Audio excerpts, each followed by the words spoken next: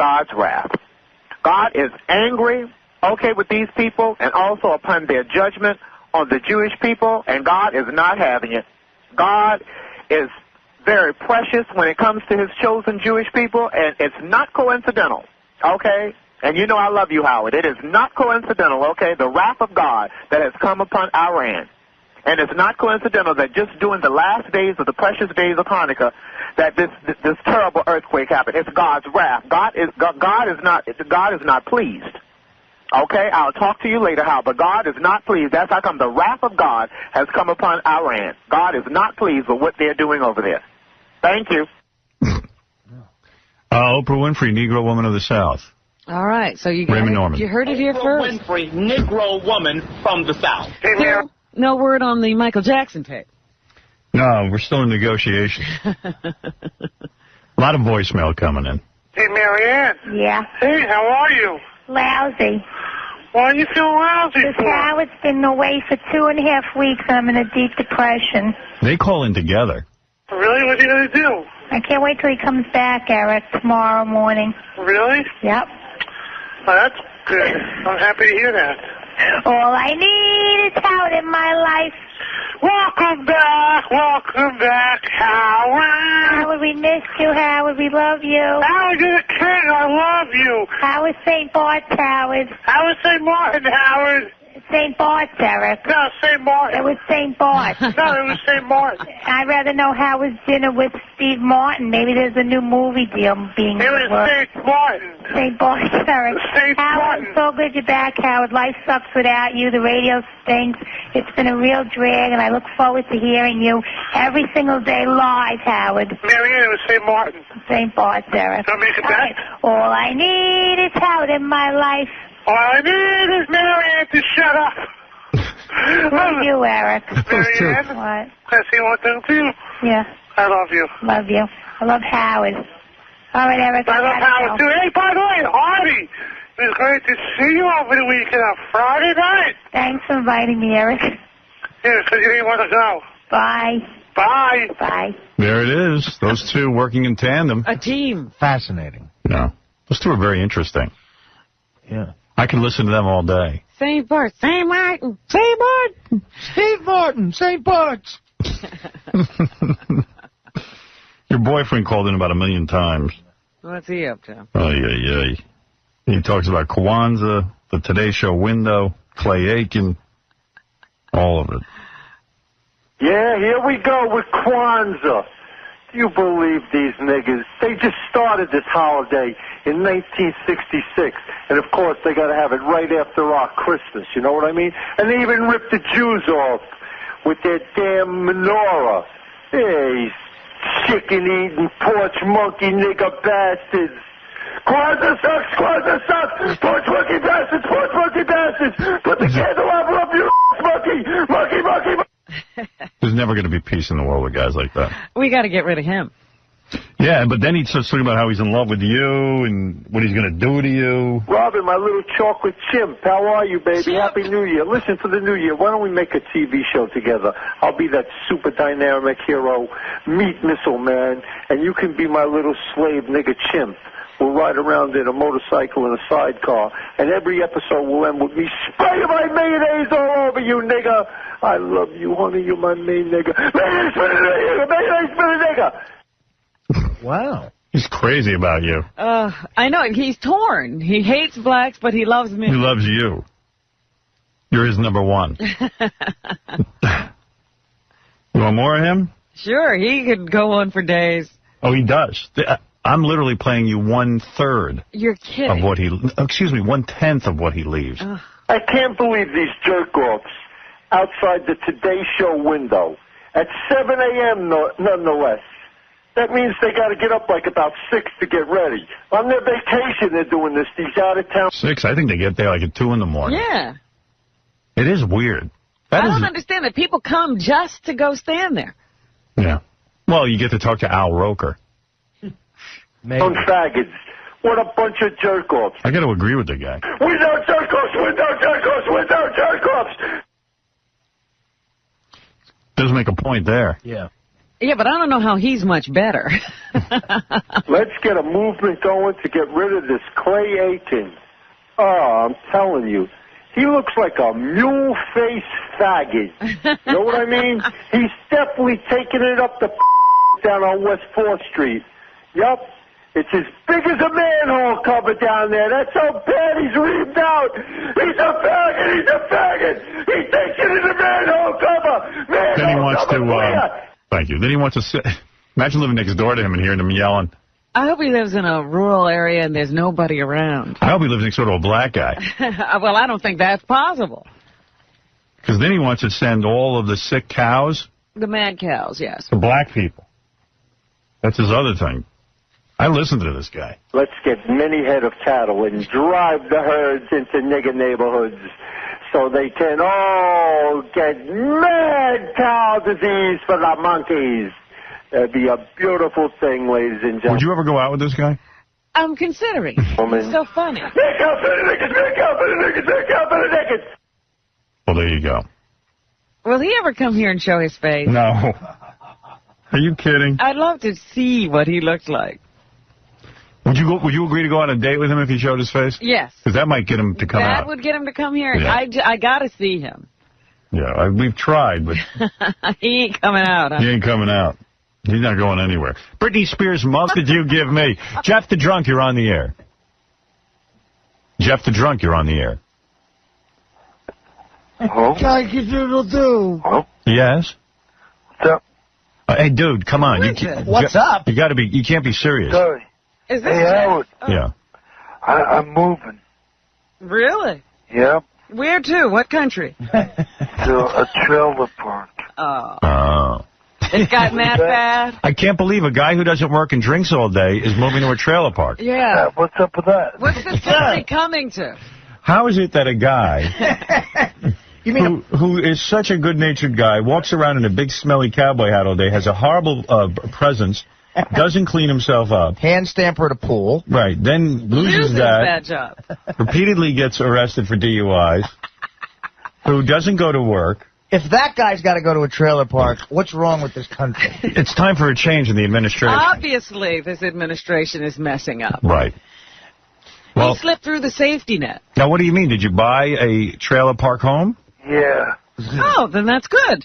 So you sold your house, your mom's house. Yeah, my mom sold it. Right. And your mom probably couldn't afford to live where she was anymore. She said, well, you know what we'll do?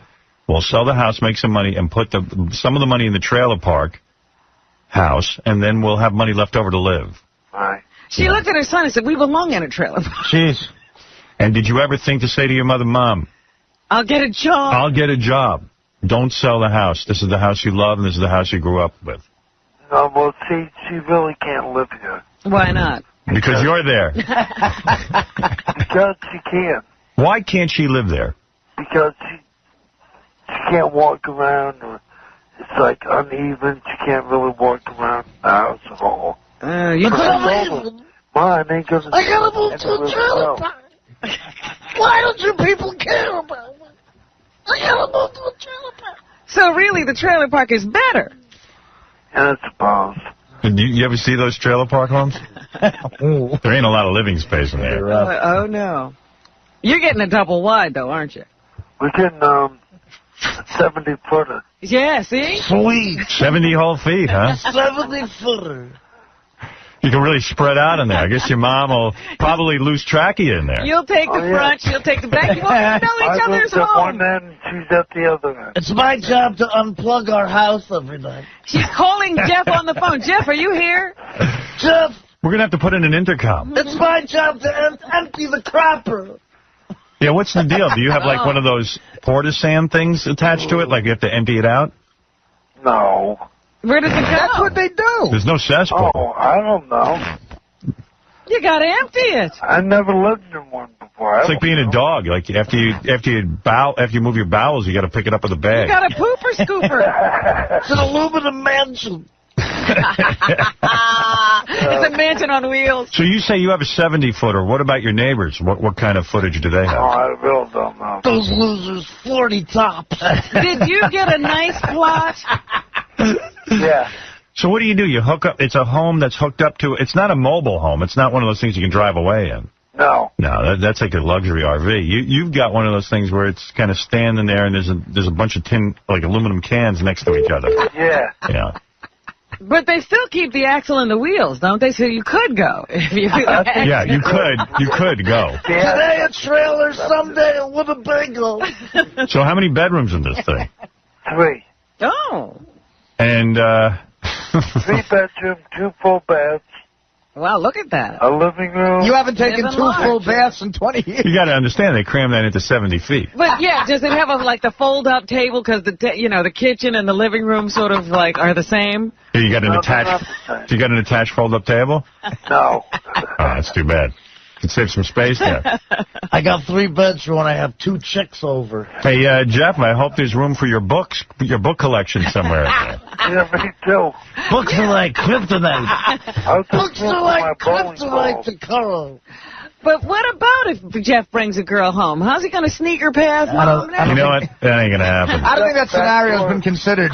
Baby, be quiet. My mom's over there, and I've got a boil on my ass. You don't want to wake up my mom. Why'd you have to leave your old house? It was uneven. I've never heard that before. Well, yeah, I don't even understand what that means. You know what that means. Walk on, for my mother to walk on. She can't walk on it because it's uneven? Because, it's like lumpy and stuff. It's lumpy. If this trailer is rocking, don't come a knocking. So the floor was lumpy and you have to leave? No. Well, we had to leave, honey. No, man. Lumpy It ain't floor. the floor. I'm talking about the ground. So how much money did you get for your old house? 85. So you took the 100? 85, and what'd you have to pay for the... No, you dumbass. 1,000. 85,000? Yeah. Well, you're sitting like a king now. And how much does it cost for the new home, the Like trailer home? 30 something. Oh, All right, my so- goodness, you're in the money. So you got 50 grand to live on. Dumbass. but- What are you going to do with the money? I don't know. It's not mine. You'll find a way to get your hands on it. 2 words, mustache rides. Are you kicking in some of your SSI to help with the bill? Yeah, of course. Oh, okay. Oh, yeah. I'm helping. You know how much he drinks? That's his whole SSI check. Right, he doesn't charge her for the booze. That poor mother. It's back to domestic beers. All right. Only drinking Budweiser. I got an issue with Curro. What's that? I gave him my mint 4 rows behind third Yankee. They were sweet. And someone told me you sold them and didn't go to the game. Oh, baloney, I went. A friend of mine said he saw you walking away from the stadium at about 10 to 7. Artie, baloney. I was there, dude. All right. I swear to God. I believe You saw the whole game? I saw, well, not all of it. Oh. I saw, okay, I was going about maybe, That was the night they clinched. Why would you leave early? no, I didn't leave early, Artie. Listen. Bitch. I went out and I was starving. Aw. The guy says, hey, Jeff, you want a beer? I said, yeah, sure. I said, I'd rather have a hot dog. He's like, well, I'll buy you one of those, too. So we had a beer and a hot dog. He said, oh, can I introduce you to some of my buddies? I said, sure. So I went walking through the crowd. You didn't have enough money for a beer and a hot dog? Of You're course sitting in not. Artie's mint seat? Wait a minute. Of course he does. And then what happened? You walked through the crowd and couldn't find your way back? No, I found my way back. He's saying he missed some of the game. I got to the seat just as Bertie Williams hit the home run. Just You know what I So would you love? missed most of the game. I would love to, have a separate channel where, you could have the Yankee game on the radio, but you let him be the announcer. Wouldn't you That's listen? sweet. Bernie Williams. The Yankees are bringing you Mariano the pitch. No, mostly he's going out to get beer and hot dogs. Here's the 2-2 pitch to Seth Here's Darren Jeter. Nice. All right, man. Good luck with that new home. Oh, Call us from the new house. Right.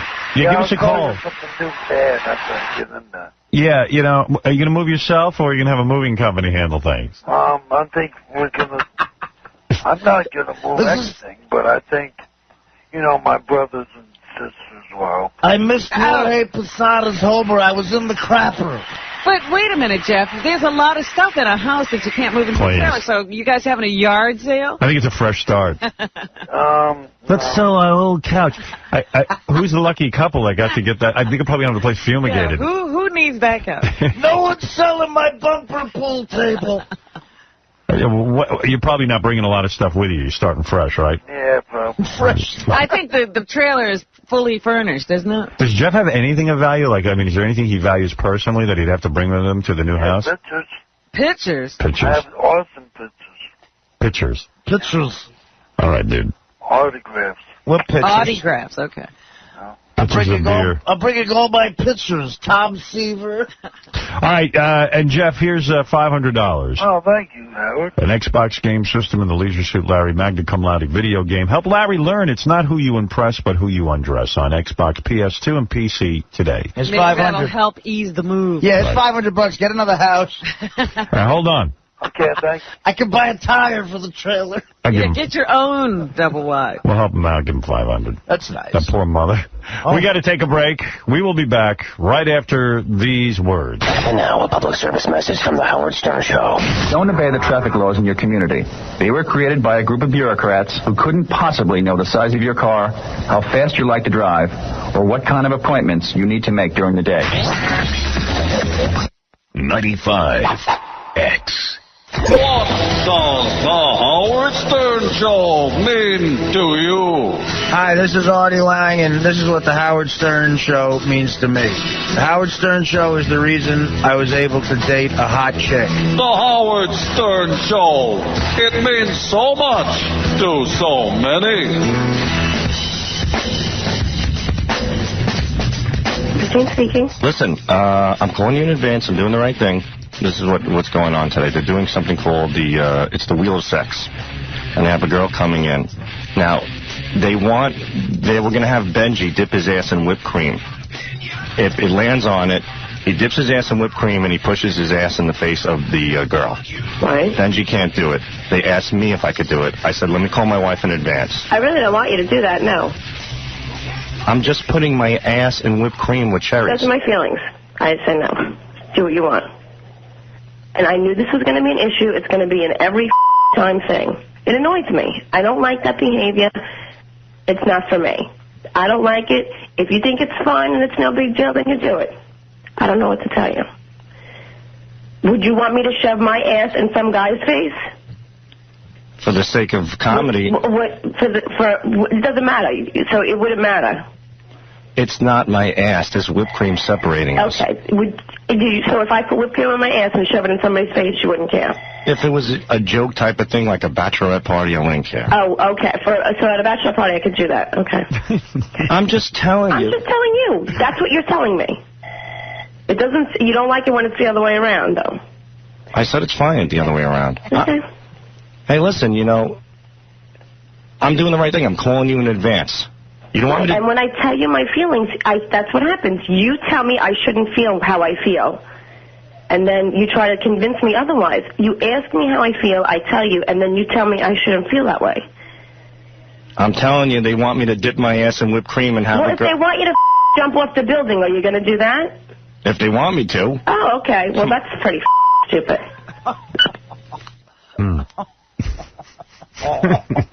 Anybody getting married? Tiger Woods did. That's pretty effing stupid. Sal said he had to go home and buy his wife flowers. And oh, dear, to get back in the house? Yeah, he said it was pretty bad. Just for the record, I love my wife. Oh, no. Oh, no, already? You're going to get an apologist in here? She just said to me, I don't want any part of that Jerry Springer trailer sideshow radio garbage that you're involved with. Oh. You're doing a good job, man. You took one for the team. Thanks. I just want to apologize to my wife. Our new apologist. Yeah. Yeah, I've been there. I gave her a dozen roses, and she looked at me like I gave her anthrax or something. Just threw it on the side, and Well, you didn't do anything wrong. What'd you do? You made a phone call. I think I'm the one who looks like the idiot, but that's besides the point. Sal's doing a good job. Yeah, he is. He went down to work with Scott the engineer today, and Scott put on his coat and threatened to leave. What is going on with the two of them? They don't work very well together. What happened? I said, let's get on the ball with the Fred song, because we're doing a Rodney tribute today. And he hands me all the clips, puts on his jacket, and goes, you're the new guy in charge around here, you do it. That's our I'm like, Scott, I'm just telling you to get on the ball. Every time I'm in there, he's just gazing at the computer. He's just staring at the screens. And he's like, I'm busy. I'm like, you're busy doing what? Playing Connect the Dots with the monitor? Hey, man, has to think. You don't understand his creative process. He's thinking about how to get the hell out of here. When good Scott doesn't like it when a new guy comes around. No, he doesn't like, it's enough.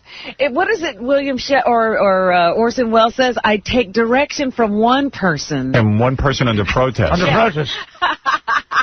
What about Good Charlotte? He wanted to give Vertical Blue CDs to Good Charlotte yesterday. He better not. Well, listen, he was looking for them because I don't have any. I said, try the garbage. Oh, no wonder you're on his F list. Oh, man. All right. Sound working hard over there. Fell off. All right. Nice call from your wife. It's great. Yeah. So much going on. I said this earlier at 6 o'clock. I'll say it again so people don't miss it. In the 8 o'clock hour, I'm making a major announcement. And no, I'm not getting divorced again. You can't. Oh. That's right. I'm not married. Are you getting married again? No. I'm making a major announcement, and I would like the audience to hear what I have to say about this. So if you can be around the radio, it's a fireside chat with your pal, Howard Stern. I'm very excited about the announcement, and I'm nervous about it because I want to make it dramatic. I want to make it a special announcement that I don't know. I just wanted to come out. Have you worked on a speech, or what are you doing? No, I never work on. In my mind, I've said it out loud a few times. I've kind of like rehearsed a little bit, but you know me. It never comes out the same way twice, and that's I've done this so good in my head. You're hoping that it comes up. Yeah, I don't know what'll happen. I don't know. It was a good speech when you gave it to yourself. Yes. Now, you said earlier you were looking for the audience's opinion on this? You wanted to discuss it? No, I just might want some reaction, things like that. Look, I'm going to make an announcement, that's all. But this is something you're definitely going to do. Oh, yeah. It's a do thing. I don't no. I don't make a... No. This is something that's definitely going down. All right. So if the audience calls up and says, that's the stupidest thing I ever heard, it's still going on. Doesn't matter. All right. That's all I'm asking. It's going on. That's what I was... Yeah, no. My announcement is happening. That's what I was wondering. The discussion will lead you to believe that it's something you didn't commit to yet and you want... No. I'm not looking for anyone's opinion on this. Okay. I gave the wrong impression. Yes. Yeah. An opinion wouldn't matter. Now that's clear. If I'm going to shave my head, that means I've done it already. It's not going to be like, I'm going to go shave my head, what do you think? It's going to be, I shaved my head. I did that once and didn't ask for anyone's opinion, and I really should have. Did you? I was coked up at a bachelor party in Atlantic City, and my buddy bet me I wouldn't do it. He bet me $1,000. Shaved my head. It was all patchy. I drove home from Atlantic City. And I was in such a bad time in my life. I was like 24 years old. I just never, made it even. I just wore hats and let it grow in. You're kidding. You left it that way. It was like a patch here. By the way, this isn't like one of those things where I go, I'm thinking of adopting Beetlejuice. If you give me your opinion. Then the guy called up, man, you're looking for trouble. Or, Mom, I'm getting a pierced earring. Are you moving? Pierced ear. I like that. Are you moving to a trailer park? No. Yeah. So it's you're right. I'm not asking for an opinion. My opinion. You've already made up your mind. This is a true announcement. You're true announcement. Something you're doing. I'm making an announcement. That's right. And I think it's major. All right. And I can't wait to make it. Is there anybody you'd like to have on the phone when you make the announcement? No. I've joined the Marines. Are you a lawyer? I couldn't keep it in anymore. Yeah, I'd like the Pope on the phone when I make this announcement. No, there's nobody I want on the phone. Because every once in a while you say, I want to talk to big fan or something. No. Let me put him on the phone. Let me tell you. Maybe I'll get high pitch on the phone. Yeah, high pitch what I'm going Who's to do. high pitch? It's Kelly Clarkson. Hi, Daddy. Good afternoon. Hi, good afternoon. How are you? My name is Eric. Yeah. I'm looking for some anal products. Oh. What is it? I'm looking for some anal products. Anal quarter? Anal products. What is that? Do you have coochie cream? What is that? That is a movie or what? No, creams. Different creams. For my ass. No, I don't Get know. the out of your ears. No, we don't have anything like that. Okay, don't laugh, you Huh? You have backdoor beads? No, my dear, no. We don't have. Sorry. Okay? What do you have for the ass? Hello. Hi, how are you? Now, you guys called here 14 times. Do you have tush teaser? What? Tush teaser. No, sorry, we don't have. Do you have African? Hello? Hi, do you have African anal invader? No, we don't have that. Okay? I know you guys called me. You have jackhammer, bammer, slammer? Sorry, we don't have. How about anal douche? Don't call me again, okay? You understand? Yeah, and don't call me either. Hey, anal products? Creams? What's in that high pitch's mouth? Like, I don't know. When he says Kelly Clarkson in that one clip, I know it's cool. What the hell's going on? Kelly Clarkson. What's going on? This is Kelly Clarkson. What is backed up? yes, Jeff, you're on the air. Kelly Osbourne will be with us in a minute. Yes, Jeff. Hello. Yes. You're getting married again, aren't you? No, I'm not. It's 8. You got to wait till 8 o'clock. Yeah, you don't even guess. Don't even guess. No. I wouldn't. My guess is you're getting married again. No, I wouldn't guess that in a million years. Even if I am getting married again, I'm going to throw you off by saying no. So I'd have to lie to you. I would bet that he would announce that he's just quitting before he would. Because I couldn't suffer the humiliation of Robin laughing at me every morning. Oh, forget it. And people Two words, prenup. Thank you. Good luck, Howard. Thank you. Hi, Nicole. Hello? Hi, Nicole. Hi. I just wanted to tell you that about 3 months ago, I was completely against your show. I wouldn't even give it a chance. And my fiance's been listening for quite some time, and he's like, just listen to him. For one morning, just listen to him. And I've heard you do so much awesome stuff for your fans. I just wanted to say you changed my mind. Well, great. Okay, always like a new fan. And by the way, thank you for that. Oh, no problem. It took me a while to get through. I'm actually from Pittsburgh, so. By the way, on a serious note, in Pittsburgh, I don't know how many people are aware of this. There's been devastating flooding. Yes. I mean, like the worst possible disaster. What's flooding Pittsburgh? Yeah, my whole family lost their house. Yeah, I mean, people are suffering unbelievably, and if anybody wants to make a donation to the Red Cross, that's who's in there helping the relief effort. I didn't know there was flooding. I mean, like people losing their homes, devastation all over the place. Is this from like the hurricane rains or something? Yeah, right? Wow. Isn't that what it's from? Ivan, yeah, from Ivan. Yeah, believe it or not, you don't hear about that all you that much. hear about Florida, you don't hear about Pittsburgh. Yeah, well, you know, that whole general area is devastated. Wow, I'm sad to hear that. Pittsburgh's a great town. I'm sad to hear that. I hear that things are going gangbusters with our new radio station. Oh, they absolutely love Yins. I mean, it's crazy down here. Like I said, I wouldn't even give it a chance, and he just, he's like, just listen one morning. And what sticks out most in my mind is that kid, I think it was last week, that was so upset about his girlfriend leaving him, and you sent him down there to get his mind off of it, and I sent him down to Scores Fort Lauderdale. That's right. Yeah, and I thought that was just awesome. Yeah, in fact, Scores is opening. This is big news, I guess. That's the announcement. Scores is opening in Fort Lauderdale. Scores is so great. I mean, that is my mecca whenever I feel low. Or yes, this is your antidepressant. It really is. I swear to God, you do not need antidepressants. You don't need any kind of medication. You're going down to the opening, right? I am, Howard. I will be there with bells on Friday night in Fort Lauderdale. Today's the day. Today is grand opening day. Yeah, Lonnie's down in Fort Lauderdale. They say it's real nice. They sent me some pictures of it. It's really cool, and they're bringing in their best babes. Yeah, I'm actually doing an appearance. I'm working it Friday, but that is far from work. Where is it? In Fort Lauderdale. But, I mean, I don't know. I don't know where. I don't know exactly where. Yeah. I know Ronnie, the limo driver's going down there, and Baba Booey's going down there, too. Yeah. Everybody's going down. I'm just amazed. Someone told me Ross Zapin's trying to get down there. I mean, I'm like, hey, Ross, aren't you engaged? Baba Booey. When are you going down? I'm going down Friday after the show. Oh, yeah? You going with anyone? I'm meeting up with Artie. Yeah, we're going to party all night. You having dinner down there? They got a new... Yeah, we're having dinner. They got a steakhouse. They got a kick-ass chef on the west side. I go there for dinner. Yeah, but they have in the Fort Lauderdale, they have an actual restaurant with a name that, you know, people come in just to eat.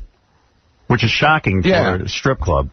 Yeah, it's a big steakhouse, supposedly, or something, but... I'm going to have a steak in front I don't understand. Yeah, me neither. I never know what Ronnie's talking about. They have a restaurant, like a 5-star restaurant with a name, you know, like... It's not a 5-star restaurant. It's not called Scores Restaurant. It's like John George is in the Scores, Smith and Walensky or something like that. You know, it's like a steakhouse. Oh. I'm so glad you're late. Who's Kelly Clark? Yeah. Wayne Siegel's going down, too. He called me yesterday. He's going, too? He's flying down there. Wayne Siegel? Wayne Siegel. America's Bachelor? He doesn't need any poontang. America's Bachelor, the guy you'd never see with a girl, but he's got girlfriends all over the country. Come on, I got a lollipop for you. By the way, what was that last thing that you had and when he was supposed to bring a date and somehow the date never showed up? Oh, that was... That's every time. That's every time. Yeah, but he's been claiming that he has some kind of a girlfriend, but nobody's ever seen him. And then he makes plans, and then he shows up solo, and you go, wait, we're doing a double date thing. Oh, and then he puts on that Italian accent of his. He goes, hey, I don't know what happened to her, man. What? He pulled that at Ross's 40th birthday party. Yeah. Right. He was. She had other plans. She had theater tickets, but she's going to meet me there after the theater. Yeah. Because it's in the city, but. Never showed. Never came. She's like Santa Claus. She exists in Wayne's mind. What's going on there? He's got an imaginary girlfriend. Yeah. Wayne's a good dude. Hey, can I bring up something about you're talking about with this bleeping stuff? Yeah. With this Dale Earnhardt Jr. thing? Yeah. Oh, by the way, isn't it shocking? The NASCAR is upset that Dale Earnhardt Jr. said the S word. And do you know what they did? Because you know race car fans. Yeah, they fined him. Well, no. Not only did they took away points. So now he was leading the championship, and there's only 7 races to go. They took away his championship. They took $5 million away from him. Because someone out there, and it's again this right-wing religious fanatics that everybody's responding to, that everybody loves so much in this country. I mean, if anything, just vote out Bush just because of them. There's this mentality that somehow race car fans can't hear the S word. You ever hung out with people who go to NASCAR? Yeah, I do. Yeah, I mean, all you hear is the S word. They don't know any other word. They name their kids the S word. Right. All right, we got to take a break. We're going to talk to Kelly Osbourne, who's looking real cute, too. Just brought her in. She's a cute chick. Yeah. Kelly Osbourne. Who's Kelly Osbourne? Hi, this is Kelly Osbourne. What is going on in his mouth? And at 8 o'clock, I'll have the big announcement that I'm going to make. This is Kelly Clarkson. We'll be back right after these words. They don't make actors like Rock Hudson anymore. Oh, Rock. Take off my bra. Oh, darling. Ooh, I love your luxuriant hair. Thank you. Your hairless chest. Your abnormally wide hips and feminine bottoms. Yes. Your sloped and rounded shoulders. Oh, thank you, Rock. Who's talking to you? I was talking to the cameraman. Oh, Rock. Now that's a man's man. Literally. You're listening to Every Woman's Dream. Howard Stern. 95X. You're down, but not out. After railing at the FCC for what he termed an indecency witch hunt against him, Stern announced that his show has been added to 9 news stations nationwide. Those include 5 markets: Pittsburgh, San Diego, Rochester, New York, and Orlando, and West Palm Beach, Florida, where he'd been pumped from the air due to Clear Channel Communications' decision to drop him from its stations. All right, well, anyway, Howard's back. The Howard Stern Show.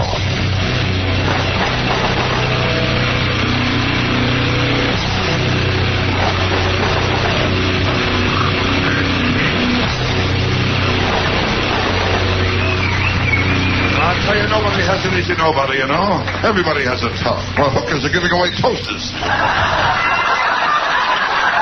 I'll tell you, people are nuts. I went to an AA meeting. There was a 2-drink minimum.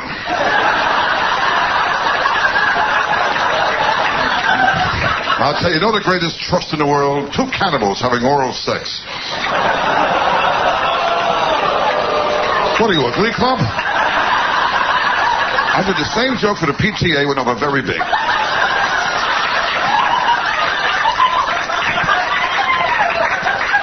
I mean, I don't know who to believe anymore. I got stuck last week, too. I bought a book, How to Make It Big. It was all about money.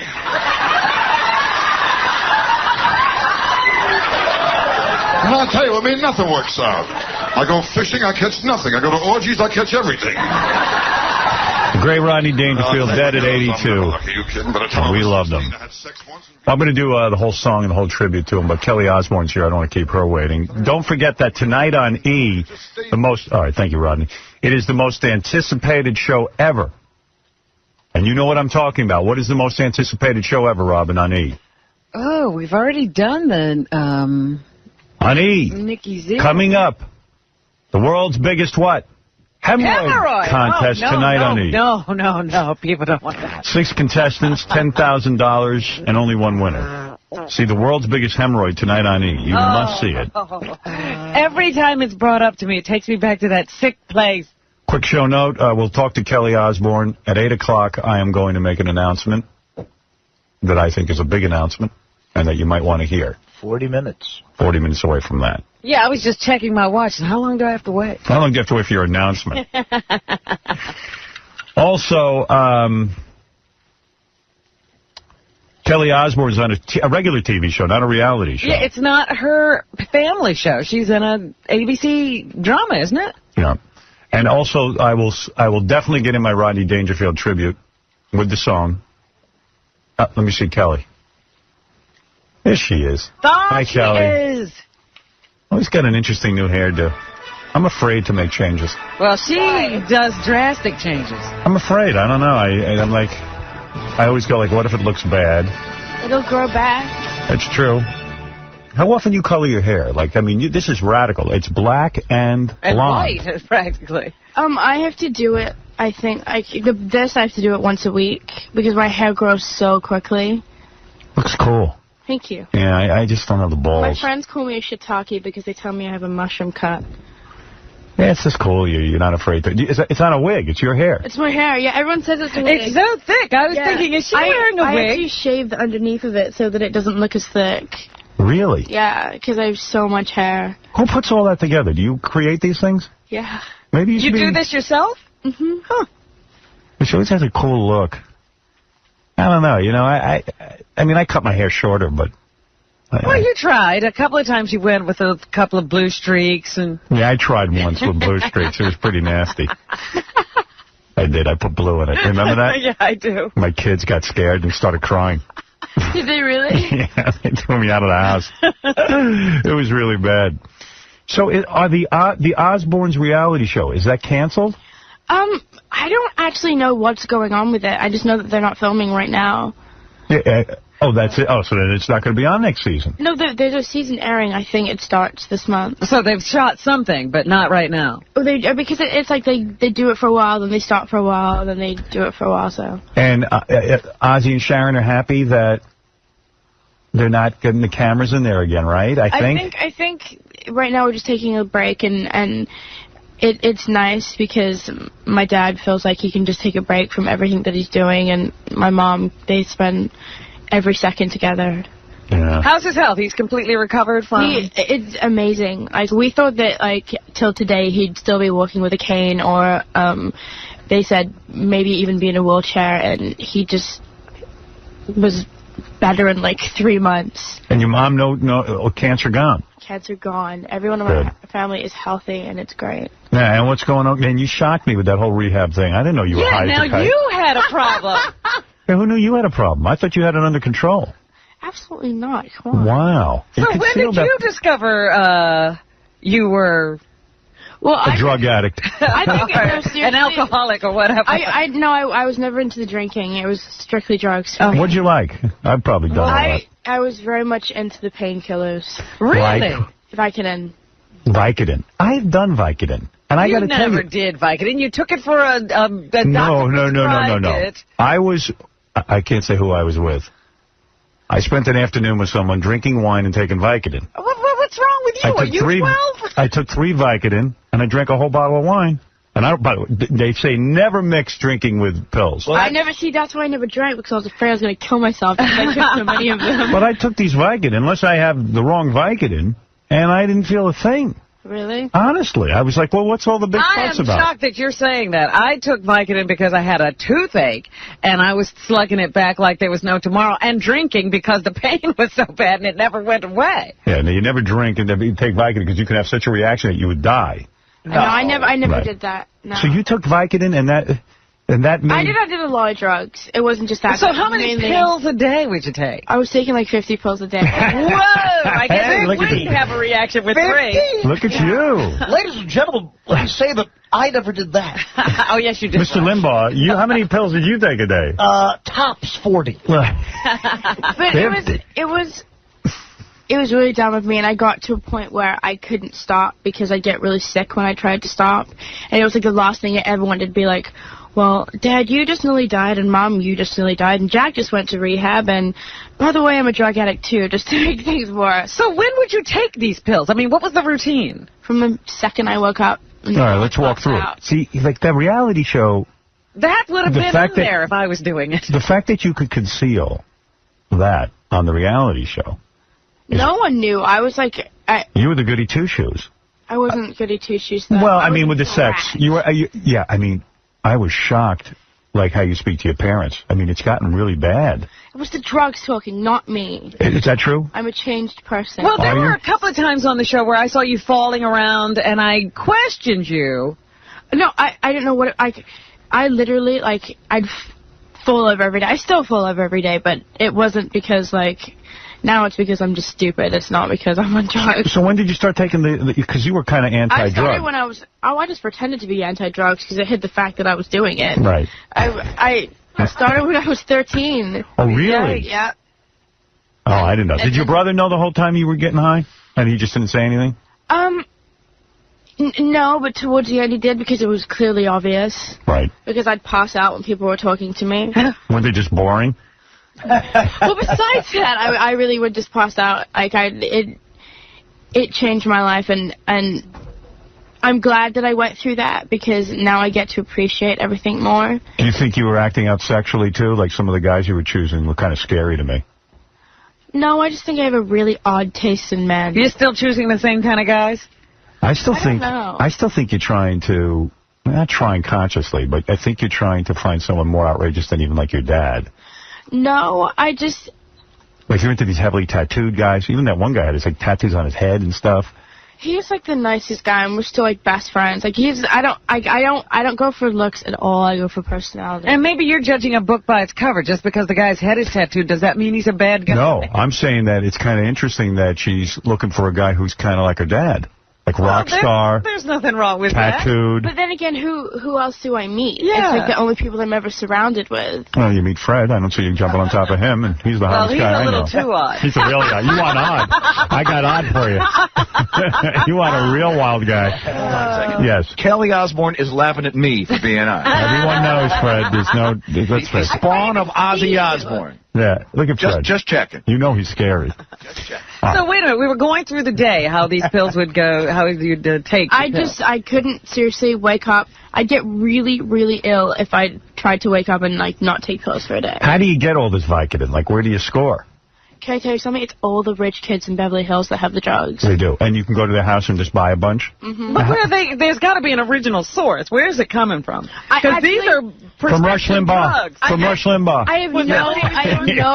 There's a parking lot at Denny's. It's like I didn't care as long as I had them. Is everybody hitting up their maid who has How much does it cost for Vicodin now?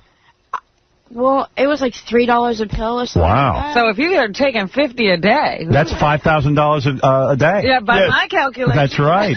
3 times 50 is $5,000. Right? I don't think so. No? Oh, no, anyway. Math's not my strong suit. It's about $1,500 a day, right? No, it's $150 a day. What? That's right. 50 pills times $3 is $150. Is that all? That's I right. could do it. You could afford that. It's a lot of money. So, then they send you to rehab, or you put yourself in rehab? You asked for rehab. Well, it was a bit of both. It was like I was really crying out for help because I wanted to stop doing it. I just didn't know how, and I didn't want to put that pressure on my family, and I just felt like such a failure, and I was like, I'm either going to die or someone's going to save me. And Do you think it was the reality show that pushed you? absolutely not, because I was doing drugs before that. Yeah, she said 13. Do you think the fame from the reality show sort of escalated it? You got to all those clubs, No, it people was like- accept you. It's one of those things where I took everything I had for granted, and I didn't realize how lucky I was and how great everything that I was doing was and the opportunities that I had. And it was just like, well, whatever, I can do it, so what? Like, So do you think it fueled some of the fights you were having with, like Christina Aguilera and this one and that one? No, She really hates that. Oh, okay. Yeah, I think that's genuine. You can't blame drugs for that. No, I don't think so. Were you the most famous person in your rehab when you went? I think so. And how long did How you boring. go? Did you do a 30-day? I was there for like a little over a month, yeah. Was it fun? No, and going to rehab made me never want to do drugs again. Did you have to, clean toilets and do chores? No, it was chores, but not cleaning toilets or anything like that. What kind of chores you got to do, right? Like, you have to, mop the floors and sweep and do all the dishes, and... That was probably good for you, though, because you hadn't done that stuff in a long time. You got maids and stuff. That's true. It humbles you a little bit, right? Definitely. Yeah. So what was the gross part? Doing the physical labor or having to sit there and talk in those groups? The groups thing killed me, because I don't care what anyone else did, and it's having to wait and listen to them was just like a nightmare. Let's get to me. Some of them, not even that, I didn't even really like telling my story, because it's it's just not what... I don't really care if anyone knows my story. I don't really want to tell it to that many people, and it's I'm open. If you want to know, I'll tell you, but it's not I don't want to sit there and be like, my life was so hard, and right. Because it wasn't. I was just a brat that got addicted to drugs. So it was just torture sitting there. Is there any sex in rehab? No. Anyone you want to hook up there? Absolutely not. No. No. You don't see any of the other patients having sex? No. And you got quite sexual all of a sudden. You were like the little girl. Now all of a sudden you were these men? What's going on there? I'm 20 years old. I know, but I don't like it. I don't like what you're up to with these guys. They're doing you. Oh my God! We don't go there. Guys are doing you now. We don't go I gotta there. get used to the new sexual you. We don't I knew go you was. there. I used to see you as a little girl around the pool at the Marriott Marquis, With walking your around white a little pinafore. white pinafore. Now you're doing guys. It's hard You for think me. your daughters are not? Of course not. You're in denial, man. I know they are. I know they are. I know what they're up to. Trust me. He'd rather talk about it with you. Yeah, let's just. You know what? Let's just talk about you. Don't ever bring up my daughters. Yeah, I think they're sexually active. I know they are. No, not my 11-year-old. No, not my 11-year-old. God forbid. Oh, my. She likes boys, though. Oh, dear. She's got that stern gene. So how do you like sex? When did you start officially? Let me tell you No, something. no. Look at me. I do not discuss my sexual life at all with All right, anyone. answer Not even Yes, my you best do. friend. Not even my best That's friend. not true. Just I one swear question. on my mother's life that I don't even talk about it with my best friend. I know you Just do. one question. Do you enjoy it? I am not going there right What's your favorite thing? I am not going Kissing, there with this. petting, third base, or the home run? What the hell are the bases anyway? First base, kissing. Second base, feeling you up. First of all, I don't like when people touch me. Third base, really? So I kiss you without touching Well, you? I'm sorry, but Oh, that's horrible. I have to really date someone for a little bit before I even kiss them. I'm So not. no Oh, friends wait. with benefits or But anything like that? you're telling me your boyfriend, when he touched one? Which one are you with now? Who I are you don't with have now? one right now. So what do you do, just random guys? No. When you're out with Bijou Phillips and all of them? No. She your friend? I know her, yes. Who are your friends? See, I don't. That could be the problem. I know those girls, and I'm friendly with them, but they're not people who I call and hang out with. You hang out with Paris Hilton? I've hung out with her before, but that whole What's crowd, wrong with her? I don't know what's wrong with her. You ask know. her. Come on. What's wrong with her? You know. You have opinions on people. Why is she filming herself all the time? Why is she constantly filming Let me herself? tell you something. If people film themselves having sex, it's because they love themselves and they want to look at it. Does she love herself too much? Who doesn't? Do you film yourself having sex? Absolutely not. We're not talking about Have you me. ever filmed yourself? Absolutely not. Do you think I'm stupid? I'm asking a question. So do you think Paris Hilton is stupid? I think that's a really stupid thing to do, to You be do? honest with you. Yeah. Yes. And it's very graphic these days. Have you seen the films? You've seen them, haven't you? I haven't seen the whole thing. I only saw like a 30-second clip of the first one. Do you watch porn? Absolutely not. Why? Because I think it's disgusting. It's bothersome. I just cannot watch it. I'm going to guess right now that you do not have orgasms with men. Oh my God. And I'll tell you why I say I'm not that. even here to talk about sex. I'm here to talk about my goddamn show. You better talk about it with someone. Obviously, you can't talk about it with your parents, so you better talk to me. Can I tell you something? Go ahead. You would be the last person I'd ever tell this to. Now, why is that? I'm an expert on it. And we've known you for so long. I'm trying to help you. It's not. Let me tell If you don't like to be touched sexually... Oh, my God, I never said that. I just don't like people like I don't know touching me. Well, I agree. But once you're intimate with a man, he should be able to press a certain button and get you going. And I think what you're telling me, and you're reaching out for help. So I'm reading those signals. We all know that you wanted to get really much more sexual. Because you. Have you had sex in your parents' house? I don't talk about this stuff, and I'm not going to. I believe you have. Of course she has. She didn't move out yesterday.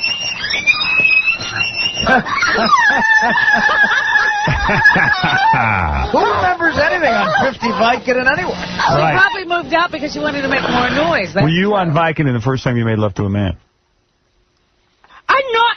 Seriously, you can keep That's it on key. me, and I'm not talking about sex with you at all. I'm going to have to tie you up and torture you if you don't answer my You're going question. right into that tickle chair. You'll be punished.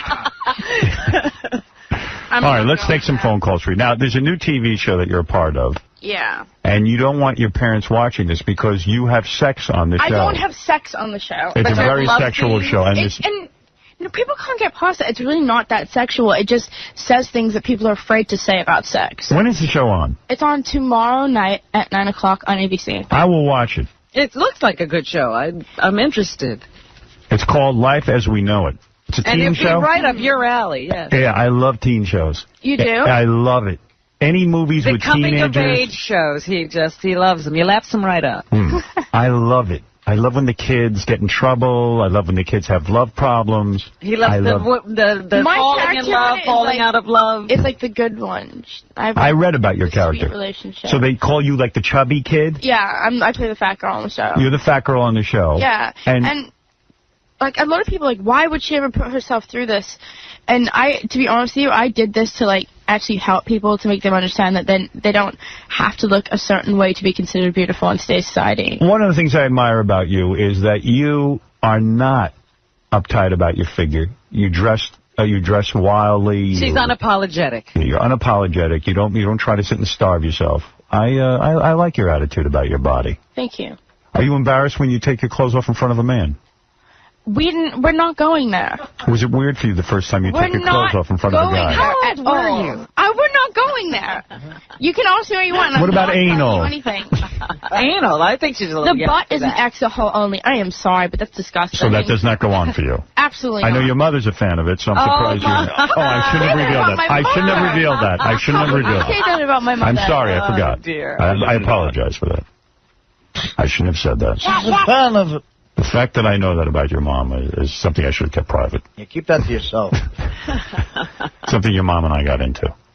I'm just kidding. I wouldn't even know if your mom's into anal. Really, I'd like to commit suicide right now. What is it, Baba I'm Bilal? so sorry to interrupt, but I do have a breaking news story, and he's only got a small window of opportunity. Lindsay Lohan's dad, Michael, is on the phone. Oh. What does he want to He's got say? to leave in like 10 minutes. Will you tell me to get him Remember on? yesterday we were talking about there's a question as to whether he's having a meltdown, and a restraining order has been taken out by Lindsay's mom.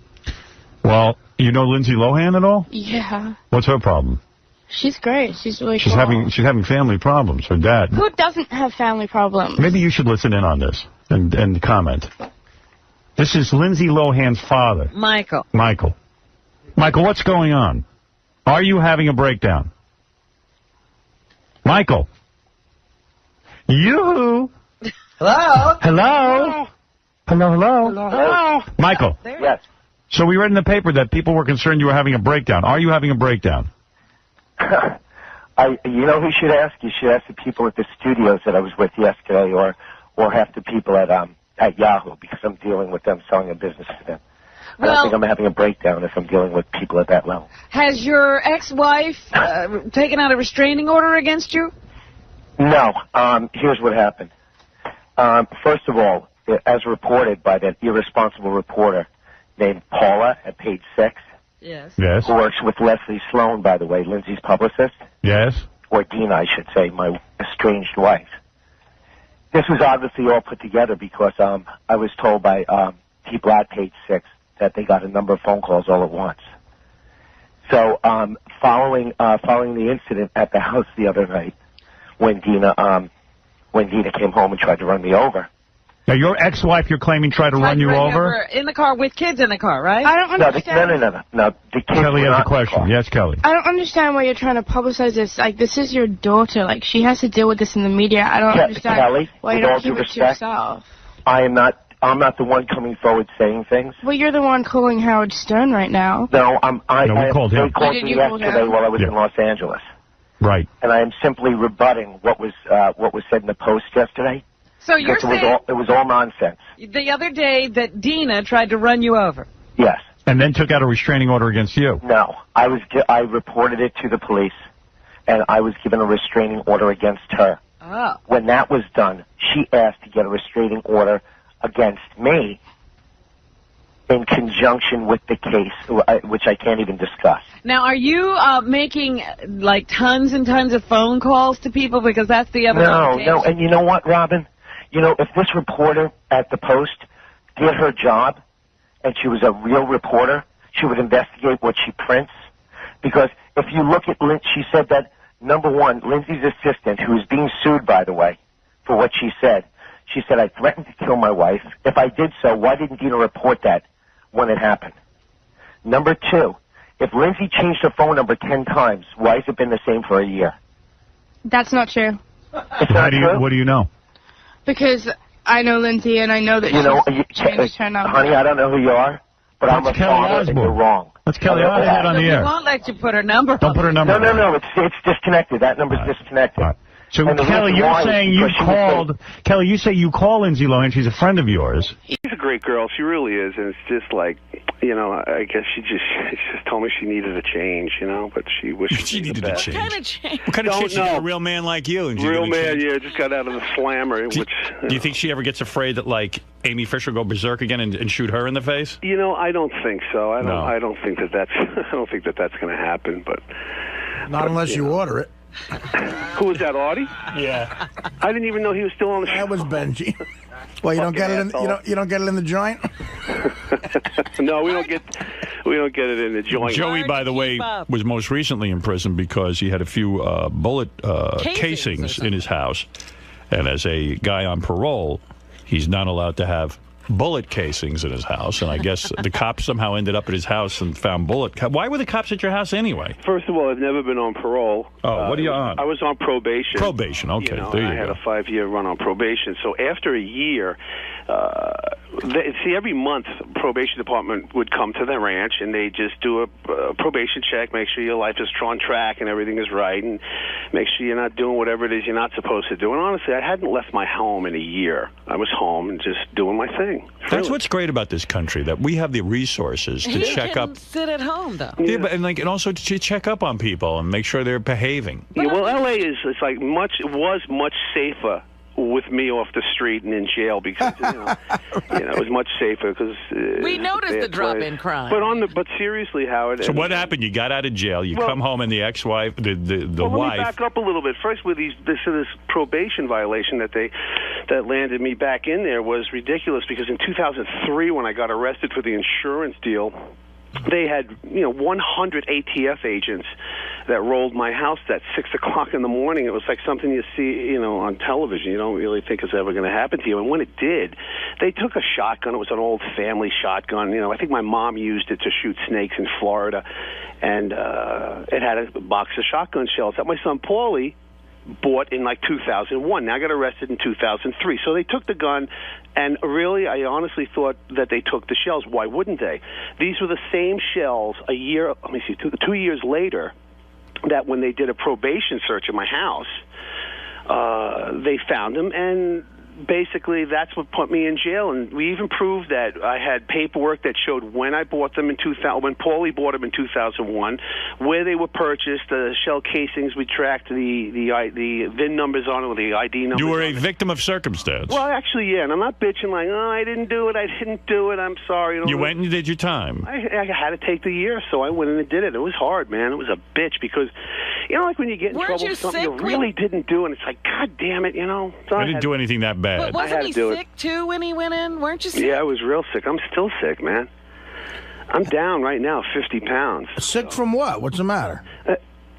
Artie still with the show? Yeah. Actually, I wanted to say that a couple of months ago, I was in L.A. I did the Jimmy Kimmel show, and afterwards I hung out with your son, and he's a great guy. I actually had a blast with this kid. Yeah, Paulie's he's really a good, he's a good son. How did that kid turn out normal? I don't know. He's the anti-Joey. You know what does he look like Joey? A little bit, you could tell, yeah. I mean, and he's normal? Yeah, you know after the mom gets shot in the fucking head. Yeah, I gotta say he seems normal, and he's a really good kid. He's got a great energy about him. And what's he do? He just we had a lot of fun together. Thank you, Artie. I really appreciate that. And both my children are really, really good. Good for you, Joey. Well, good for what you. are you saying? Good for you, Joey. Joey was away most of the time. Oh, that's right. Thank you. All right, good for your ex-wife. They must have done something right. I mean, he's a good kid. You could tell. Thank you, Artie. Now I like you again. No, I'm being serious. It's the Actually, truth. He looks more like you, Artie, so I don't know. Yeah, a lot of people asked if we were brothers. Is he a heavy-set kid? Well, not heavy-set, but he's got the Belushi look to him. Yeah, I see. Well, all of us do. Yeah, definitely. Remember, Joey, Artie, you're the young me. Okay? Yeah, Joey, let me understand something. So you get out of jail. This hot wife, was she cheating on you when you were in jail? You know something? No, I don't. I don't think so. I really do love her a lot. Did she visit regularly? Hey, you know something? You know what I forgot to ask you guys? What? Is there anybody else on the line? You're supposed to get David on the line? Where's David? Oh, is that your buddy, your producer? David One of them. He should be on the line. Oh, okay. I see. He is here. Again. Oh, that's right. We can't interview Joey without David. Right. David, hey, David. You there? Yeah, I'm here. Okay, great, man. Good. But did she visit you regularly while you were in prison? Who? Your wife. Which one? The new first one. Absolutely. The new one. Every visiting day, Ivanka came down to the jail, and she waited on that line outside with all the people that wait out there. She's going to have no problem meeting a new man, that's for sure. That's a good-looking woman. She's very beautiful. Any conjugal visits? She's hanging out at the jail still. It's any conjugal visits, Robin? Yeah, any conjugal. No, it was all no contact visits. Wow. It was all through the glass and on the phone. You were in prison. You weren't in jail, right? I was in jail, L.A. County, Men's Central. Great spot. Right? That's exactly where I was. To you, Joey? No, I was well taken care of with my medical and all that. Did you have a roommate? Not a roommate, but a cellmate. We were in single-man cells in a secured area called 1700 and 1750. That was a cell block, and we were on lockdown, 24/7 lockdown. We only got out to take a shower or... Did you have any fights? Oh, no. They go on, but no, not me. I was segregated. We're doing a show, Howard, called Celebrity L.A. Lockup. So the Sheriff's Department was very, very helpful in doing interviews with Entertainment Tonight and Insider with Joey and making his stay as safe and quick as possible. So, Joey, tell me the big answer here. So Amy Fisher's getting a divorce, and you're obviously getting a divorce. And then the speculation is that you two are getting back together as a couple, which would be the most phenomenal friggin' thing ever. Yeah. You got to do it. You got to do it. And you've said in the paper you've had contact with her. What kind of contact? On the phone. Oh, yeah? You called her? Absolutely. Well, we talk. Absolutely. When did you talk? You know what? I have to tell you, and it's like, like life has to go on. And like I've been trapped in this whole, well, not trapped, but just like in this situation since Mary Jo got shot, where I was just like pounded by Mary Jo for years. And it was like when Mary found out, when we all met a year ago, that Amy did what she did and there was drugs involved and Amy didn't remember doing it, and like Mary Jo and Amy made up, and it was like okay for them. I'm still carrying the anger and all this other crazy horrible stuff. You've said horrible things about Amy. Yeah, I did for all these years, and I decided, for me to be able to, here we go, here's a little Dr. Phil for you, but for me to go on and get on with my life and be able to like recover from everything physically, emotionally, financially, I need to put that down. I need to put the anger down, because it does. No matter how strong you are, no matter who you are, shit eats you up, man. It eats you up from the inside out. And I'm like, fuck this, man. Why? You know, Mary Jo didn't even care at one point that, oh, I don't care. She says she doesn't remember shooting me. You know, I care. So what do you? So what happened? You started calling. So I have to let it go to be able to make up with my life and go on with my life. So I have a good relationship with Amy. What do you mean? How often do you speak? I spoke to her twice this week. And, wow. And you spoke to her on the phone. Did she talk to you about the fact that her husband and her were breaking up? Yeah, I know all about that. And, you know, I didn't file for divorce. My wife did. And I understand that her husband filed also. But did Amy... you two were talking? Maybe. Did Amy say to you that she still has feelings for you? You know something? We talked a couple of times, and I'll be in New York next week, and I'm going to definitely go to dinner and just, you know, I owe her an apology from the way I acted the last time that I saw her, and I'm not defending myself to the point, well, I was sick or any reasons why. Wait a second. You're attracted to her still, aren't you? You want her. You know what, Howard? Honestly. Listen, it's just me and you on the phone now, right? Right. Go ahead. You know what? I'll be in town next week, and I'm going to hopefully we'll go to dinner. And I mean, you guys had good sex. You had a good time together, so it's not like you're totally repulsed by. I mean, aside from the fact that she pulled the shooting incident. Yeah, no, I'm not totally repulsed by her or anything that she did. Did you read today in the paper? She just got big giant tit implants. Yes. Yeah. Go ahead, well, David. You know, all I wanted to say is these two have an opportunity where they can rekindle their relationship after 15 years. Wow, that would be the biggest story ever. It was a Romeo and Juliet type of love affair with the gunshot, you know, that everybody heard. But Amy's shooting Mary Jo, going to jail, Joey going to jail. Can you imagine the ending of the story is Joey and Amy get back together? Yeah, they got to do the movies over again. Hey, Joey, is there a temptation on your part? Is there a temptation on your part to get together with Amy Fisher just so that you get back in the news and there's a whole big opportunity here? You know, really, it has nothing to do with in the news. I could go outside, piss along the curb, and it's going to make news. I mean, which she does often, by the way. Which I try not to do because in L.A., I think you get like a year for that, so I don't want to do that. But yeah, I'm looking forward to seeing Amy when I get back. Nobody's. You think you'll fuck her? Honestly, you want to, don't you? Nobody's the same. You know, everybody changes as time goes by, and you know, she's not the same person she was, you know, 10 years ago, 5 years ago. Nor is any of us. But they describe in the newspaper that her body is exceptional. She has a Playboy playmate. In fact, they're saying she might even become a Playboy playmate. That's right. Are you for sure? Yeah, we are. Oh my goodness. Will you be posing with her, David? Yeah, I will actually be posing nude. Because you say we are doing Playboy. Well, you know. Are you managing her as well? Yes. Amy's going to be in Playboy. And I'll be doing it with her. David, has this been orchestrated by you to get more interest in these two? You know, you couldn't orchestrate this story. Either these two, timing is right. They're free finally. There's some opportunities. I think things have to be life-changing. Have you told Joey he better close the deal with Amy in order to make this thing happen? I don't have to. I mean, these two have chemistry together. What you're going to see over the next couple of weeks is kind of like a Truman Show, and we're going to chronicle some of it. Oh, it's a TV show. And I think it'll be fun. Wow. It's a TV show. Wow. Listen to Robin. Oh, entering on everybody. Stop it. Wherever it goes, it goes. It's going to be, you know, it's going to be all right. Please. She's a professional yenta, you know. She gets paid to be a yenta. Cute yenta. Yeah. That's right. Yeah. Joey Boots wants to say hi to Joey Buttafuoco. Go ahead. Who does? Joey Boots. Joey Boots from Massapequa, Long Island. Your hometown, Joey Buttafuoco. Hey, Joey. I want to tell you right now, you're the most disgusting, vile human being. I wish death on you. I hope you fucking die. You know what? To fucking do this, to try to stay famous, which is all, that's your agenda. Your agenda. Gorilla. Your agenda is to stay famous, man. So you're going to take the mother, you're going to go out with the girl. You're going to go out. Who is this No. You're trying to hook up. Howard, who is this asshole? Just answer. It's Joey Boots, for Christ's sake. You're trying to hook up with the woman that shot the mother of your children. What about that, Joey? He's worked up, but what about that, Joey? How can you go out? Who was that guy? Joey Boots, for Christ's sake. He's Who the fuck is he? The Joey Boots you don't know? I don't know who He's in he the is. Whack Pack. Oh, it's that guy. Listen. Did he ever get through the 6th grade? Joey has a good point. He's saying, how can you start having sex again with the woman who shot the mother of your children? You know, I'm going to go have dinner. Yeah, I mean, maybe Joey Boots has sex on the table. Maybe some clams. We were thinking clams. I mean, your son is going to freak out, and so is your daughter, that you're having sex with Amy Fisher. Well, you know what, man? We thought some pasta, maybe. I don't know. Yeah, I have no idea, man. No, seriously, Joey. Come on. You got to think this through. This is a major thing. You think? Yeah, of course right, it is. Joey. Well, you know something? He is right. I'm heading back to New York in a little bit.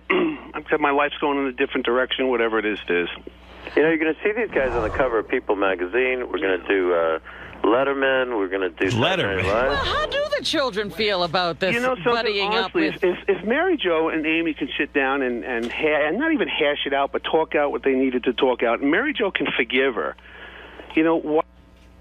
What's your tactic? What happened to Hello? Joey. He's gone. No. David, you there? Everybody else is making up and going on with their lives. You know, I'm entitled to do the same thing. Joey, what's the plan? You want to go to bed with her? I lost everybody. You there? Oh, our phones went dead. Yeah. Completely dead. You should see what's going on. Hey, Joey, you there? Everybody got disconnected. Hey, anybody here? Nobody can hear anybody. Wow, the whole... Maybe they'll call back. Let's listen in. Let's hear if anything else happens. We get some inside information. We got disconnected. Hello? I think he hung up. Hey, guys, the phone system just died. Yeah, we know the whole thing just crashed. We're checking on it. That would have been great if he just said something like, Amy, you can keep blowing me. What do you guys think? I'll go around the room. All right, first Fred. Is this just a huge publicity stunt orchestrated by David Creef? Yeah, David Creef is definitely behind the whole thing. And I really feel badly for Mary Jo. I mean, she's taken more shots on this as phone being dialed up. I feel bad for her and for her kids. Joey, I think, is like totally lost. Robin, is this a publicity stunt? What's going on here? Yes, there's nothing going on. They're just doing this to get back in the press and to create another TV show. Artie, what do you say?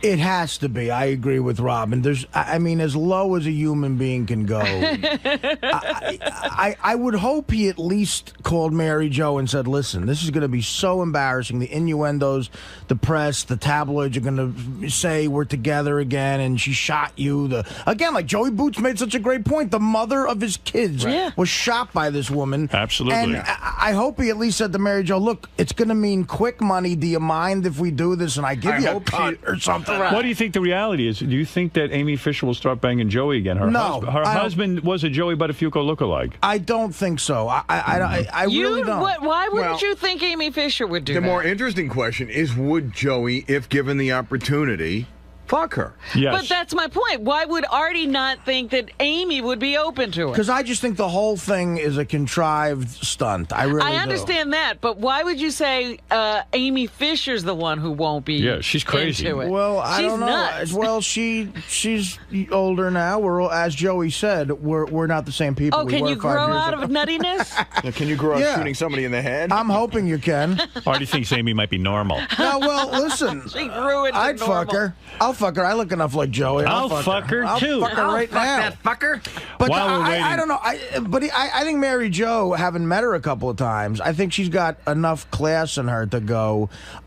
I don't care how much money. It's still gotta hurt. Yeah, What I don't are care. you talking about? Mary Jo is she's a nice person. But what does Mary Jo got to do with this story? I'm saying if Joey did go to her and say, look, I'm sorry about what I'm about to do, but it's going to make me quick money. Do you mind this? Will it be that offensive? Even if I hope he would have said. Joey's not going to sleep with a spreading Amy Fisher? I would hope he wouldn't for the sake of his kids. Oh, you're crazy.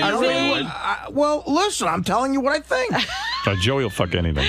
Absolutely. He likes that Amy Fisher. He'll be fucking his kids. That's what he'll be fucking because they're going to be screwed up, and his kid is a nice kid. They're going to be screwed. How if they've survived all this, they can survive that. I don't think anything he can do will hurt them. I met his son. His son's a real nice kid. He doesn't seem to have any issues. And did you talk to him about the whole situation? No, that was awkward. I wouldn't have done that. But I've actually hung out with Mary Jo a couple of times too, and I think she's the type of person that would have said, "I don't care how much money you're getting. I don't want this to happen." So I think he's already pissed her off. Let me just say something. I'm trying not to blow my stack because we have a phone system that regularly just has to be rebooted. I don't understand that. I don't get it. So I'm trying to maintain my cool when we're in the middle of an interview. But That will need to be looked into. Joey, you there? Yeah, I am. All right, hold on a second here. I'm going to get this all back again. I got to get your friend there, David Creef, on the phone, too. Oh, okay. You two are like two peas in a pod. Yeah, maybe they're having a relationship. Maybe.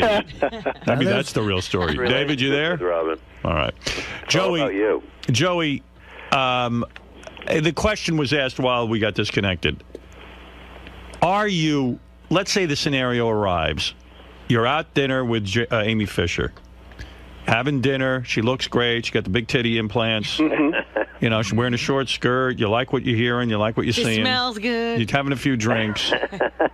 She says, Joey, you know, I always loved you and I still love you and I want to fuck you. For old time's sake. I want to have sex with you. I want to take you back to my house. Would you have sex with Amy Fisher if that kind of scenario evolved? And Lou did not have his guns there. There you go. Yeah. Right. Yeah, totally. You would? Yeah. Thank you. Artie, do you see what we're saying? He's saying it. Artie said you wouldn't. So who won? No, listen. He's saying it because that's the only way anyone's interested in all this bullshit. Oh, stop No, it. Yeah, it's to make money. It's Can to I make ask you money. something, Joey? Joey, man to man? Sure. Is she the best Artie, pussy? you crazy? Is she the best pussy you ever had? You know something? It's no, but you know, it's that's a tough question. It really is. You've had a lot of experiences. Yeah, I mean, it's especially lately. But you know something? Right. Especially last night. What happened last night? What happened last night? No. We're not going there this morning. Too early. I'm sorry, Howard. What was your question? The question is she the best pussy you ever had? You know what? Amy's a lot of fun. Well, how so? She's just she was always just a very nice until all the shit broke. But then, then we all know why and how that happened. Would she be open to anal with you? You know something? I don't know. You never did that with her? No. I'm talking about in the old days when things were good, when you had your affair with her. No. But were she things ever good? I mean, the old days, things were pretty crazy. Well, no, there was a time when he had good sex with her. Yeah, well, for a long time, but, you know... But, Joey, what about the fact that she accused you of being her pimp and that, you know, and that was all heavy stuff? You know something? Yeah, there was a lot of stuff being thrown out there in the early days, you know, after the whole shooting incident, and orchestrated, of course, by the attorneys. But wait a second, doesn't that scare you? Even my attorneys were telling me what to say. I was never involved in anything so like this. Joey should have a pimp based on his... You know, there was so many things said. Honestly, I mean, everything from the pimp to her life with drugs and her whole way of life, and that I gave her the gun and I was responsible. So I'm saying, aren't you afraid? No, because you know why? Honestly, we spoke about this, and then it blew up into a rage or what have you. But you know, she actually, you know, told me she never remembered shooting Mary Jo. Like, she doesn't remember a lot of All right, so you don't think she's crazy? I don't think she's crazy. I really don't, honestly, and that's coming from my heart. I really don't. Do you have nicknames for each other when you were on good terms? Did you have lover names? No. Never. No, but honestly, like today, look, you know, I know. Honestly, to answer your question, I don't believe that she's crazy at all. Wow. Have your kids weighed in on this, Joe? Do you think your kids are going to be pissed if you start a relationship with her? Probably. Yeah. You don't care about that? No, I do care about that, Artie. Well, how are you going to deal with that? Well, he won't see his kids. I'll deal with it when it comes. Artie's so serious. No, this creep you've latched on to, David Creep, whatever his name is trying to promote the fact that you're going to fuck the woman who shot your kid's mother. You're on Jimmy Kimmel and you're not on the Tonight Show. Huh? I'm not on the Tonight Show because Jay Leno's a fucking asshole. Right. He's not a Letterman. No matter what you say, Artie, I love you, man. Funny, Artie. What? You're not even funny. Dude, you're a creep who's trying to latch on to Joey to try to get him, to try to promote, to try to get him. Right of your life. And Howard Stern, without Howard Stern, you're nobody. Nobody gives a shit about you. Guess what, dude? I had a career before I was here, and I'll have a career in show business. Well after you're fucking dead from creepiness. You're not on my list.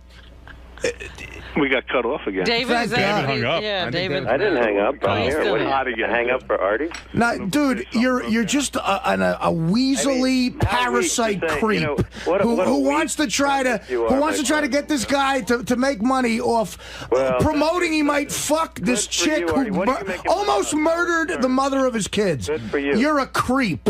You're a creep. You're the worst. I am not. I'm no Well, creep. wait a second. How did we get into this? I don't know. I was talking to Joey. I'm trying to get to the bottom. It just makes me sick when this guy's like, I go like, why would you fuck Joey? This guy's like, ugh, she's hot. The guy has no concept of love, caring, romance, nothing. His biggest claim to fame is to be with Howard Stern for the rest of his life. What's your claim to fame, douchebag? Why don't you fucking check What's me wrong out? with being with Howard Stern? Yeah, what's wrong with being with Howard Stern? Is that a problem? But, you know, if you were funny, it would be better.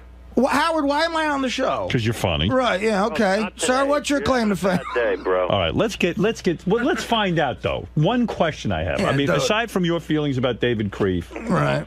I met Joey's kids, and I feel bad for them. Yeah, that's his problem. He met a kid, and that's the end of it. Oh, he met kid. He met Joey's kid. Yeah, I met a kid. Hey, can I tell you A something? guy, a kid who you don't give a fuck about, You don't right? know crap about this story. What? You really don't. And you're just talking out of your mouth. It means nothing. You don't know any facts. What don't I know about it, Dave? What don't I know about it? You don't know about the probation violation. You don't know why he went to jail. You don't understand why he's out of jail. You don't understand... What does that have to do with anything? What does that have to do with anything I'm saying? You talk like as if you know this stuff. You've done no research. You don't know anything. What don't I know about the Buttafuoco saga that you know? Howard Stern. That's what you know. What? Just be funny, man. That's what you get paid for. I'm not... No, I get paid to talk on the radio. And right now, there's a lot of people laughing at the fact that I'm pointing out that you're a fucking creep. Well, I think everyone already listens to you every day and knows that about you. I only show up once in a while. Because you're a parasite leech. Well, you guys obviously... you have some previous history maybe that we don't know I about. never met David Creep. I mean, David... Let me tell you, I'm in the comedy business. I'm working on huge film. Howard knows about it. Nobody knows who the fuck you are. Yeah, no, David actually does have a... You evidently do. He does do some film work. What are you doing? What are you working on? What are you working on, David? Right now I'm doing a wonderful project with Susan Lucci. It's a Sopranos... Sounds funny. Where she's the lead. She is the Sopranos lead. It's called Mafia Wives, the Antoinette Giancana story. It's a sequel to Mafia Princess that was on 15 years ago. That sounds hilarious. Everyone's been waiting for a sequel to that one. Well, once again... David, tell him That's as anticipated as Jaws 2 was. David, tell him about your previous work. Yeah. David. Hello. Hello? Are we gone again? Where's David? Joey, you there?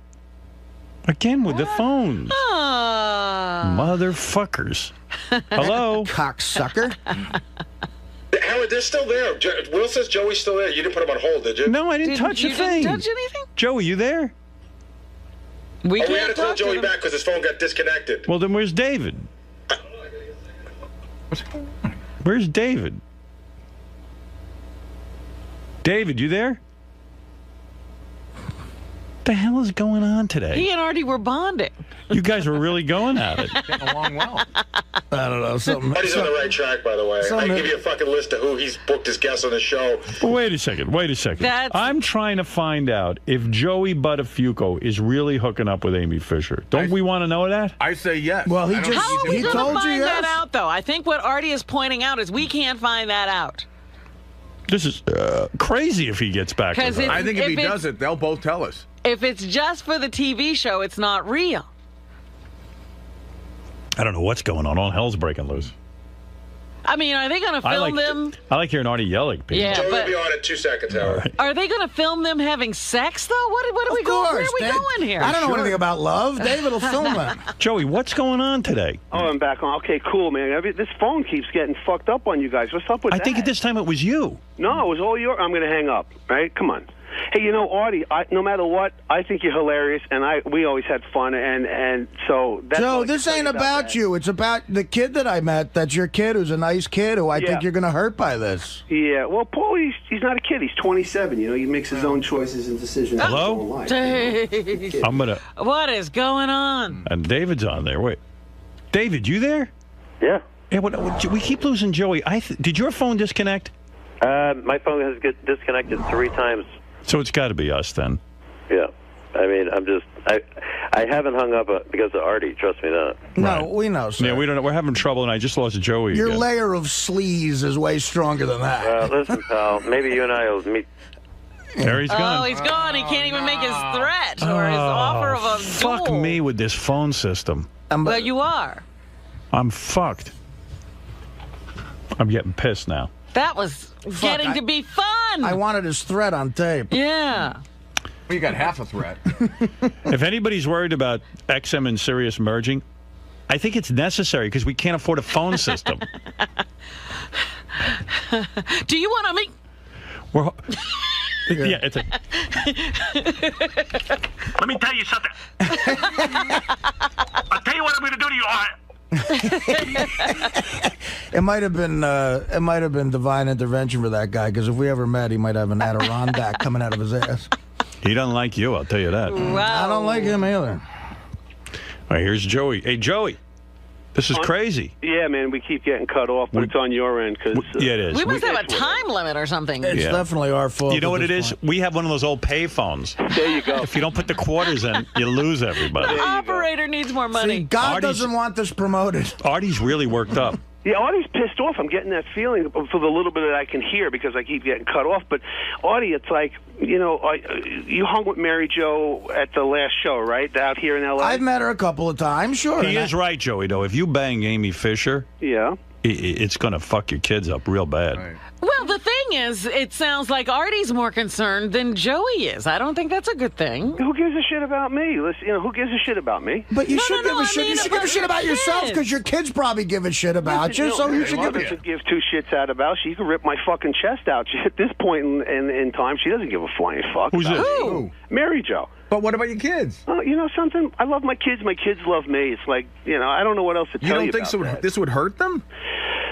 You know something? I'd probably have to sit down with him, talk to him. You're going to have time to talk to them before you might want to do that before bang the date. Amy Fisher? Well, first you'll bang her, then you'll talk to him. Although I personally would love to see this. Well, of course we would. It would be good for us. I think a lot of people would. I mean, but seriously, I just want to. When you talk to Amy on, but wait a second. When you talk to Amy on the phone, like, is she talking romance?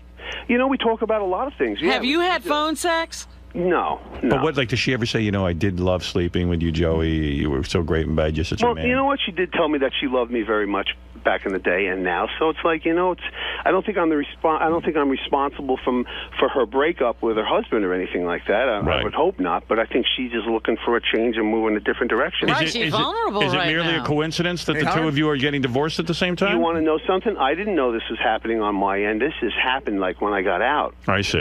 So I didn't know what was going on. What is it, Freddie? On my end. I actually have a couple. You know. I have a couple of questions for Joey. Joey, when you were with Amy back in the day, did you think it was going to get more serious? Did you hope it would get more serious, or was it just a fuck? That's what it was. But how about now? Do you think you would love to see it develop? I'm going to see where it goes. Back in the day, he's saying she was just a fuck. Right. Well, wait a minute. He's not ruling out the fact that maybe it could develop into something. Otherwise, it would just. Absolutely, he's not ruling it out. But to me, it seems odd because you just found out you're getting a divorce. You're already ready to jump into something else with Amy Fisher. Hey, he's been in prison a year. Not that I'm ready to. There's no other girls on the planet. Right. You know what? And he's used to her. By the way, Joey, have you had sex since you got out of prison then? Yes. You have? Yeah. Oh, wait, David's back on the phone. They can't talk about it. Artie, David's back on the phone. He was in the middle of threatening you. We're sorry about the phones. What was the threat, David? Get to the point where you're going to shoot him. Continue your threat, Dave. What was the threat? I don't know. You were saying, I do want to meet. Hey, buddy, if I ever get... maybe he wants me to be in the next Mafia Princess movie. Listen, maybe it's all I a can tell you business is movie. this. I have heard that you have sparks of genius. I just haven't seen it today, that's all. All right, dude. You know what? You know what? I said my piece. As a matter of fact, this little argument is probably going to get you more press because you're on Howard's show than anything. Listen, I'm not here to get press from me. I'm excited about Amy and Joey and their... That is exciting. So that's what I'm here. You know, David is very excited about Amy and Joey and Mary Jo. He's been excited about them for David, a long time. why are you excited? Amy, Mary Jo, and Joey together, they said that would never happen. And the fact is, when you see Mary Jo on Thursday, whatever, she will tell you that I brought them together, and I'm looking for people to have love and be reunionized and have fun and have good families. I have children. I know what you're saying, Artie, but you can't, at some point or another, when your kids are grown up, I don't know if you have kids, but at some point or another, you have to live for yourself, and you can't always live in the past. Okay, Dave, but let me ask you this. All craziness aside. I mean, kids are my number one thing. I'm working for 9. Well, listen to Artie's question. Okay, so suppose someone shot the mother of your kids, would Well, your right kids now, would your well, suppose in the past it happened, would your kids be upset if you were dating them publicly? Well, listen, I'm telling you right now, people change, and I don't know what was there 15 years ago. I wasn't part of Mary Jo and Joey's relationship. I don't know what caused it. I don't know if there was drugs and alcohol. 85% of all crimes have something to do with drugs and alcohol. Right. We'll say that. Well, I know something about that, but you know. So my feeling is, and believe me, I know something about this too, and I work for the sheriff's office. They're wonderful people. Sheriff Lee Baca is the finest man I've ever met. He's going to be governor of the state of California. We work for charities called 999 for Kids. And Do the you think you reality could is, hook up OJ and Nicole's sister? Yeah, What about well, that? OJ was in the same cell that Joey was in, by the way. Is that right? And we went in there, and the reality is, what we're trying to do is show there is a lot of crap that can happen because of alcohol and drugs. I think if you stay away from alcohol and drugs, there's less than a 15% chance that there's going to be a shooting. Let's see what the fans have to Well, say. I can't argue with that. Stephen in Cleveland, you're on the air. Thanks for taking my call, Howard. You know, I other than the shooting, I mean, this was just nothing more than an affair. But man, Joe, you got to look at this thing like, you know, what it's going to do to you, the relationship you have with your kids. I mean, this guy's nothing more than a parasite trying to make a buck. Artie, you hit it right on the head on the. You know, I think Artie's changing his mind because, Artie, I think you realize if people are in love, anything can happen. You can have cancer. You can be an alcoholic. You can be a drug addict. I'm not saying anything that's too far away from any family in the world. Why doesn't everybody deserve a second chance? Well, so let them have love on their own, buddy. I mean, why do you? Yeah, why do you have to hook them up? What is your interest in it? Yeah. What's your love connection? I'm a Why are you the love facilitator. connection? You know, I'm doing a project coming up with with many talent that are superlative talents. The fact that Joey and Amy are this item that they are is not my doing. I just happen to facilitate it. All right. Like Sinatra with Dean and Jerry. Exactly. Artie, I freaking love you. Listen. I gotta say something. You know what? I've met Joey and Mary and now Paulie a couple of times, and to tell you the truth, I have an affection for them because I probably have the same background as them. I'm the same type of person, and I really like them. I do. I think they're deep down, they're good people, all three of them, and I just feel that. It's just good. This is going to tear them further apart. Artie, It's just the worst thing that could happen to a family. People show their sides. Like, you have a side that you show the public, but then some people David, have you can't a think this would be personal good for Joey's No. kids to sit there and know their dad is now in love with the woman who shot their mother. You've been through a divorce, Howard. Yes. You know that a lot of stuff happens when you decide to get divorced. Your kids sometimes take sides. All sorts of things happen. All I can tell you Yeah, is but, that you know, usually it's unjustified. Yeah, I mean... At the end of the day, this is all for the love of money. What are you talking about, pal? I'm just saying, as someone... I'm just telling you, the reality of this is people go through divorce, people go through separation, they go through alcohol, they go through drugs. They usually and don't at go some through point or gunshots, other, though. You have a life, and you know, you don't live it only for your kids. You live it for your kids before they're 18, and then they have their own lives. Oh. Yeah, but a lot of this stuff is history. Howard? Adam, you're on the air. Go ahead. Is the guy from Cleveland still? No, now that's the guy from New York City. Go ahead, Adam. Hello? Yes. Hello? Yes, go ahead. Hey, Joey, man, I got to give you some advice. You need to stay away from her. Not for anything else for your kids, but for yourself, man. She is so stupid. I used to live across the street from her. I just moved 6 months ago. She is so stupid, she'll get you arrested for doing something stupid. She is not stupid. You're wrong. She's a very smart girl. You sound like an idiot, but she's a smart girl. Oh, really? Okay. Let's see. You're an idiot. She's smart. She drives David. First of all, and she's hot. I want to hear this guy. Let me hear this guy. I want to hear this guy. Seriously, first of all, her husband spent all her money. She told my wife and her girlfriends in the neighborhood. Nothing left. Gone. We don't know that.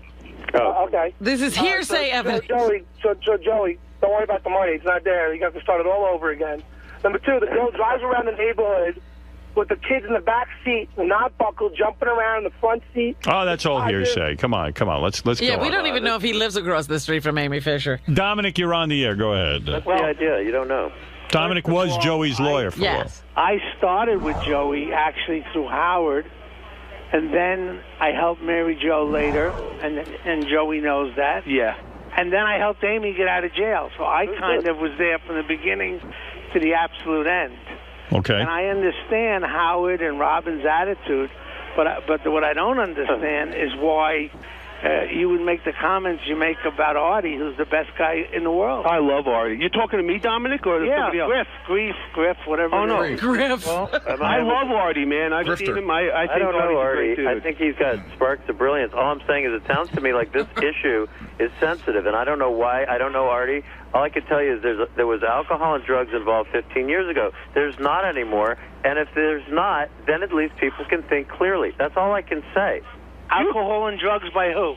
By Amy and I think Joey was probably... No. Joey never did drugs, and I read every probation report. I was totally clean. Absolutely. Totally clean when all that went down. I got clean in 1988 from everything. One person to be alcoholic. If you can make money with this, that's up to you. But I think Artie's point and everyone else's point is true, and that may be something Joey accepts.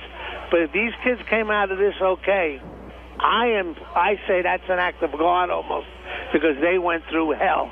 I was there. Do you think things will change when they're 25, that Joey makes a decision like this to do anything in his life? I don't know. Let me tell you, they hate Ivanka, his current wife. They have given her such a hard time. They've never accepted her. It doesn't matter if it's Amy Fisher, Ivanka, whoever it is. Their family is never going to accept anyone as the mother but Mary Jo. Hey, Dominic? This is almost like a movie that you wouldn't believe the script. Hey, man, I got to tell you, and anybody who's listening to this, Dominic and I have always said this, you are very rare. You are, and I've been through attorneys and met with them, and I got to tell you something. You have never lied to me, Dominic. You have never misled me. You will help me make decisions to go on and make the right decisions. And I got to tell you, man, you never lied to me. You never told me this. Honest to God, you were great for me, and you helped me recover for this. This is now part of my recovery. Okay. Still 15 years later. I don't know how this is going to come out. I don't know. If Amy calls me, I'll give her a free divorce. And when Mary Jo called me, and forget why, you know who paid for it, and that was my... Right.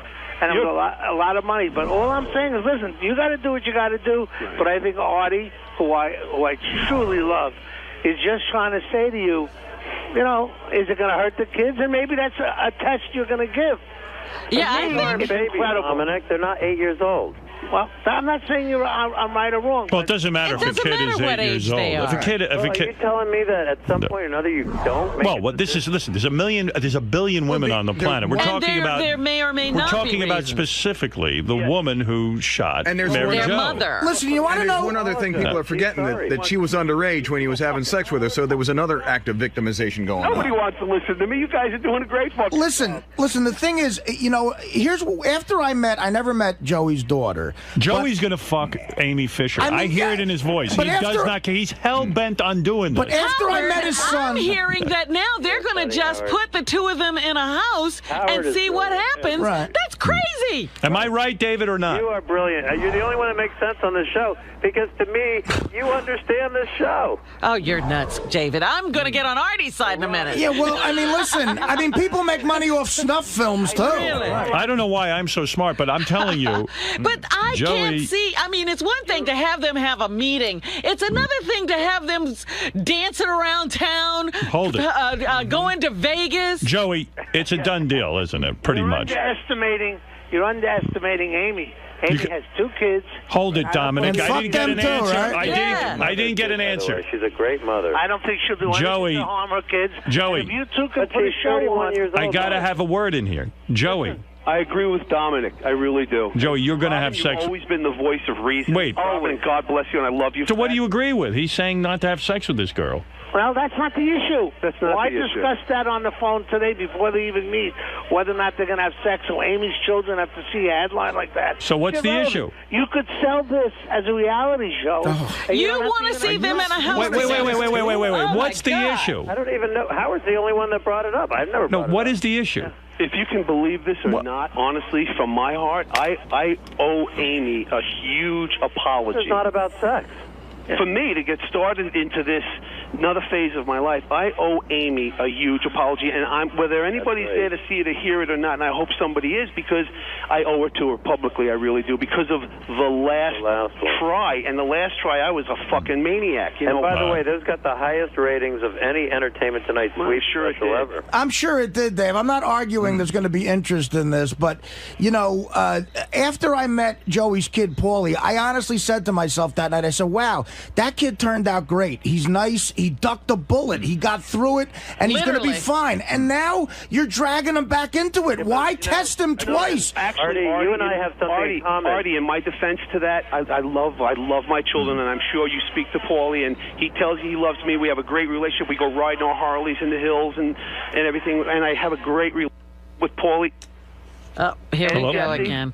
Are we there? Yeah, we're here. Go. My son Paulie is not 12 years old anymore. He's 27. He's a grown man. You know? I know, Joe, but... And my daughter, Jessie, I'm sure you met. You know, she's working hard, and she's doing her thing. She's 24 years old. He didn't meet Jessie, he said. Oh, okay. I never met Jessie, but, you know, again, I just said to myself, God, this kid ducked such a bullet in his life. Look, and we're going over the same thing. Right. I don't know that Joey's actually... Have you told your children of what you're doing? No. I haven't seen or spoken to either one of my beautiful children. Wait, David, you got to shut up for 3 seconds and let the guy finish a sentence. That's okay. You guys are doing a great job. Joey. Yeah.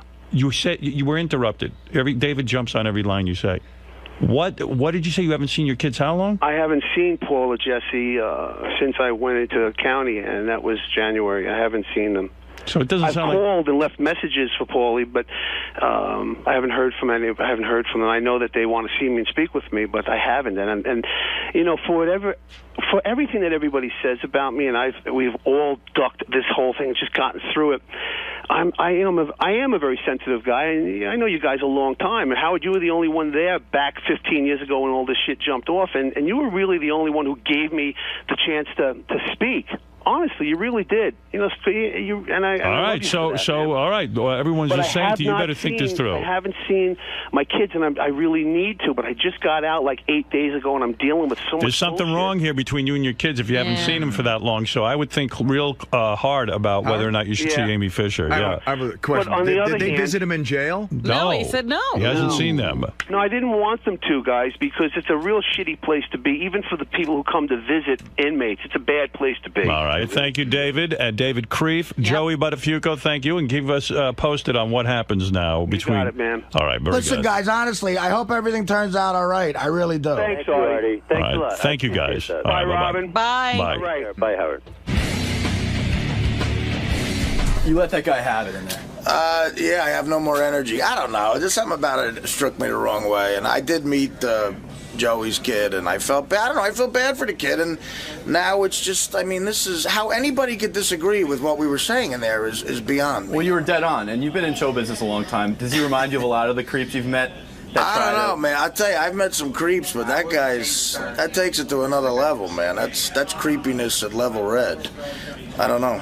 And the fact that he tried to feign that he cared and that he cares about people in love. I don't know, man. It's a fucked up world. I'm glad I'm not that healthy, and I'll be leaving soon. Okay, you guys can deal with David Kreef. You know what's really fucked up?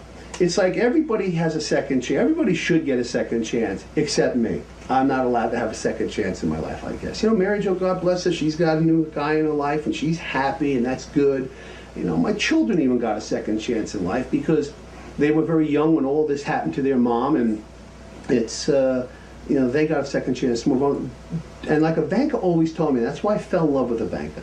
I said, because she always told me, when is it my turn? Don't you get another chance? It's like, I think I just got my second chance with Ivanka, and I really believe that. I really believe that now she's gone, so...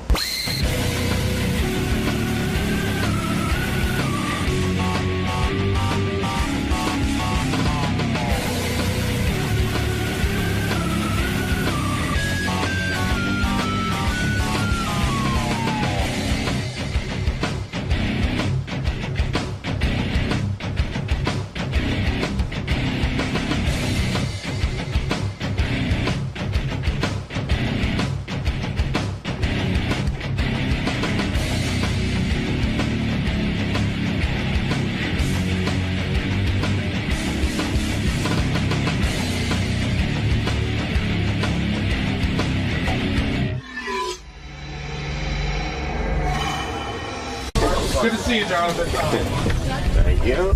Yeah. What's up, Mr. Kimmel? Good to see you, man. What's in the back?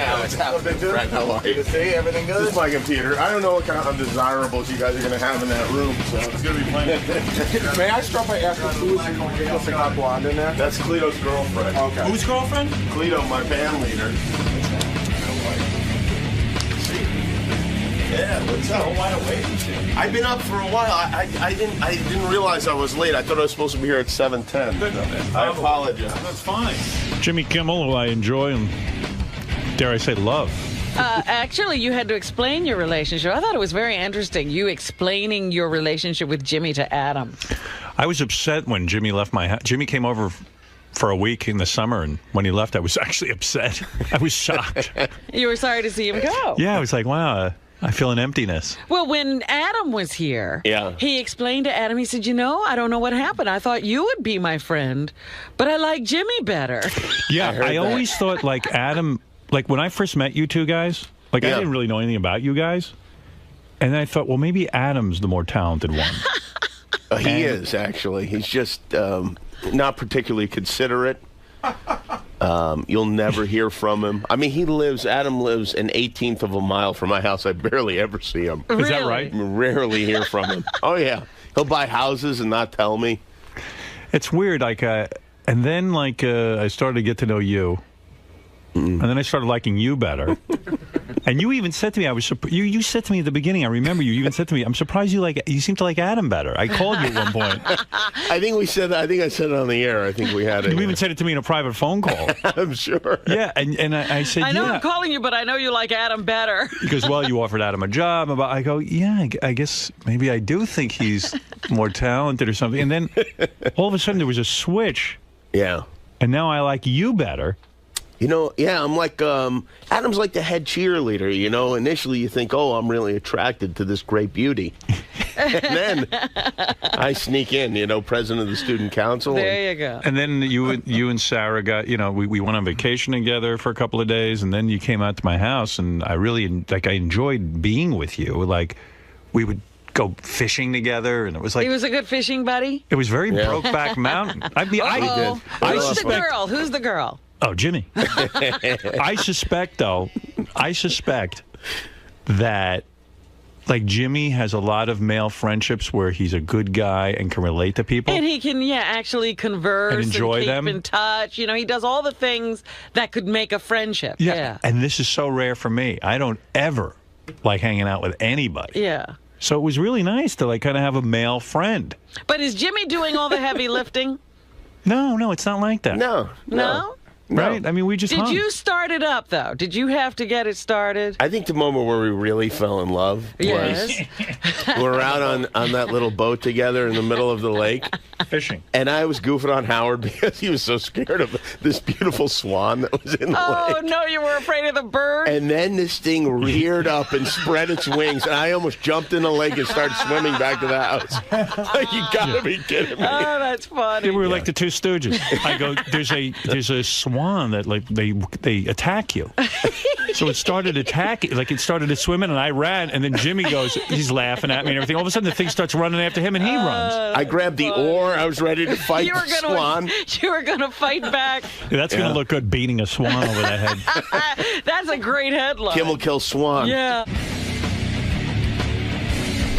Hey everybody, I'm Isaac, this is Taylor, and Zach, and we're Hanson. We are Hanson, and we are about to go on the Howard Stern Show. Should be interesting. It'll be fun. We're psyched. Gonna be a good time. Howard likes to get personal with his guests, ask a lot about their... Yes, we've asked him to please keep his clothes on, because we don't want to see his boobs. Well, you know. Man boobs. I think we're the type of band that people really, they want to get intimate with, I mean, honestly. Yeah, exactly. So, you know. Yeah, Howard fourth, you know. Yeah. I don't know, yeah. Wow, that was not too intimate. No nudity today. Let's keep it. Let's no keep the clothes nudity. on. We're doing our best. Yeah. The last time I saw them naked was a really long time ago, and I want to keep it that way.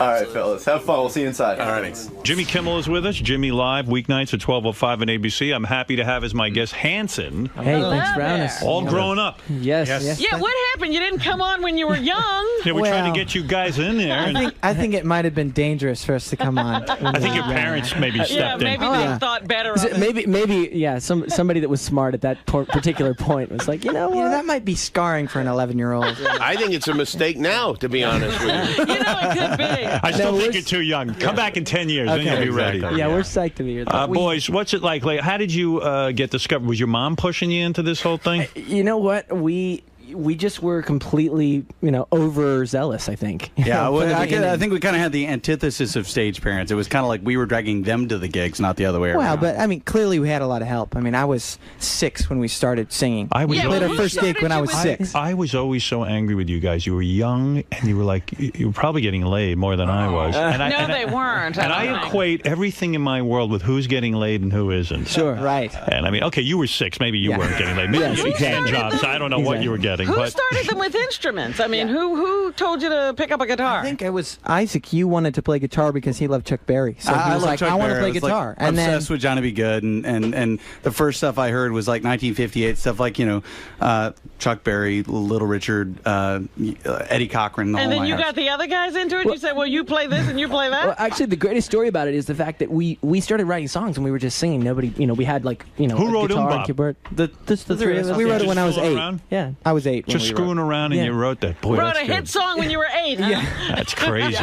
Well, we people go, Umbop. Where'd you make up Umbop? Well, we listened to doo-wop music when we were growing up, so like, that's where that makes perfect sense. Did your dad beat you like Michael Jackson's dad did? Like that guy really knew how to really work that Jackson 5. He was definitely. He did. He was good. It was like a good dog team. They just.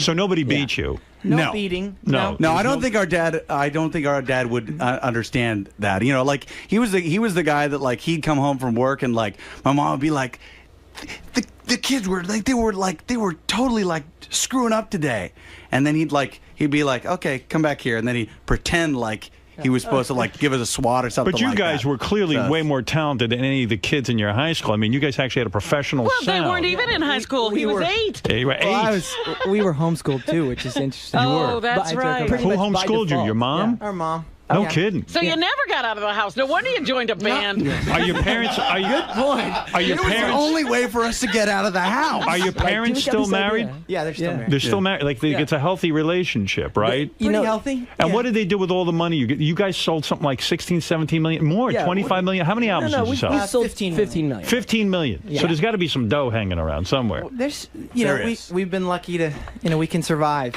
How did that work out? Like, in other words, where did all the money go? In a separate account? To be honest, our parents were so freaked out that everybody was going to be like, okay, here's the stage parents, like, going to do the classic thing, that they were really conservative when we were too young to really manage it. They did the opposite of put our money. They put it like all in bonds.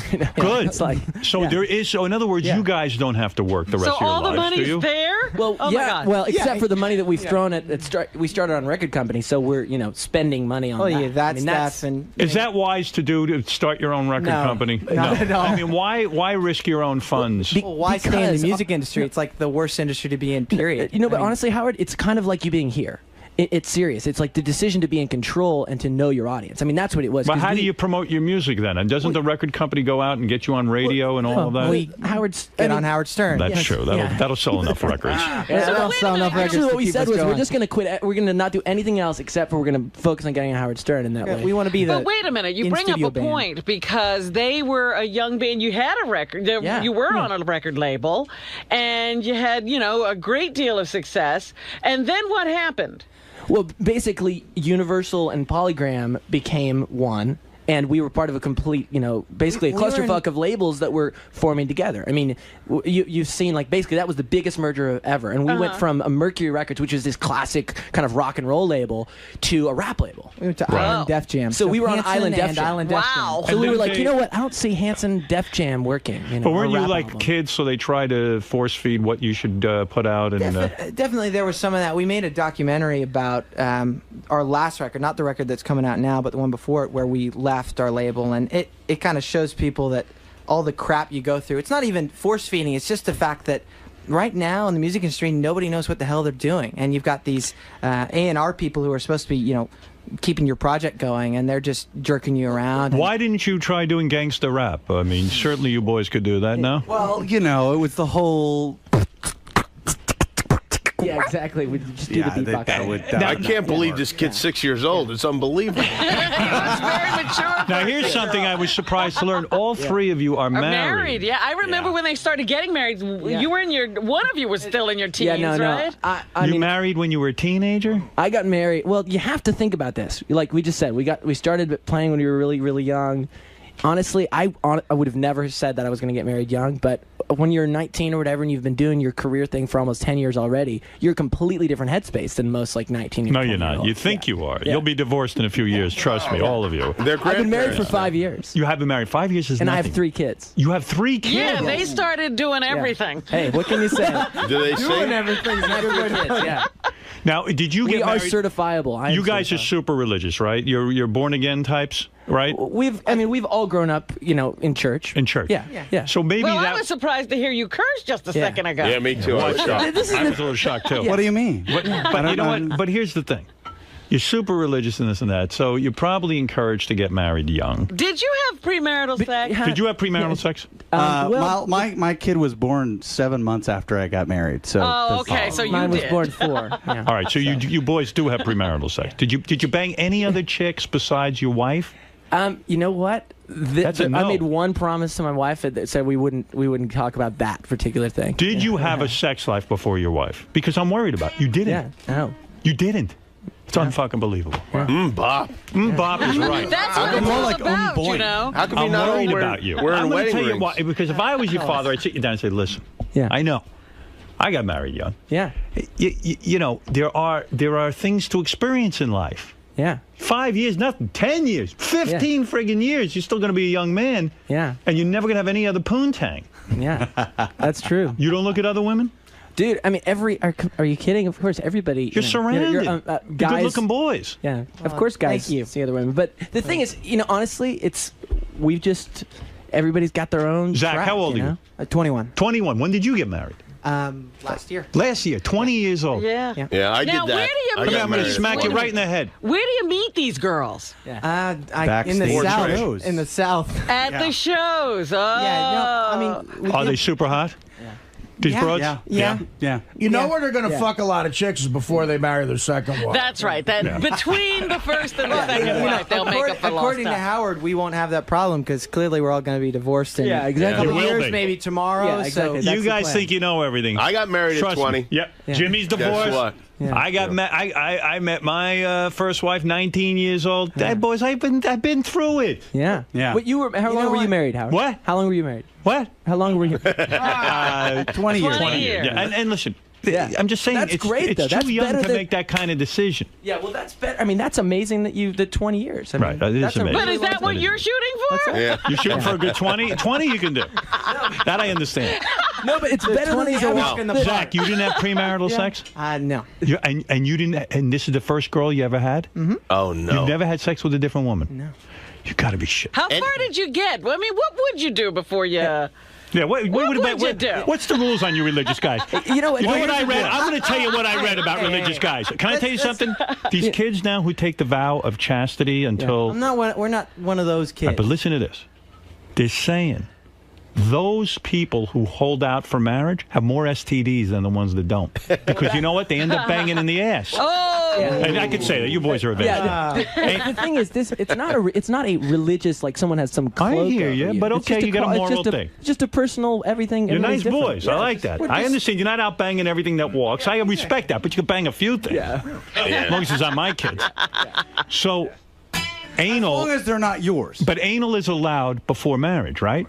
What is your rule? What is your rule? What is your rule? I didn't have a rule. I just didn't really feel... Kissing is okay, right? Sure, yeah. Oh, yeah. Feeling the titties, no problem. Over or under the shirt? Sure. All of that. That's okay. Sure. Why not? You know what it is? It's just, Can you get your finger wet? I can talk to Zach.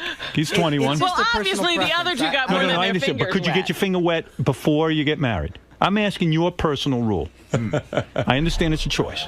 What I decided to do? Yes. No. You didn't get your finger wet. Oh. What about your foot? I did swim. I have done swimming. It's a so my fungus. Zach, it was You get okay to fungus from that kiss. stuff. It was okay to kiss. It was okay to touch the titties. Yeah. But not to get the fingers. Not to go below the waist. Am I correct? I mean, I don't know where he got that rule from. I know. What I'm saying is, no, what Kids I'm are saying free. is, no, From what I'm hanging saying around is, with you two.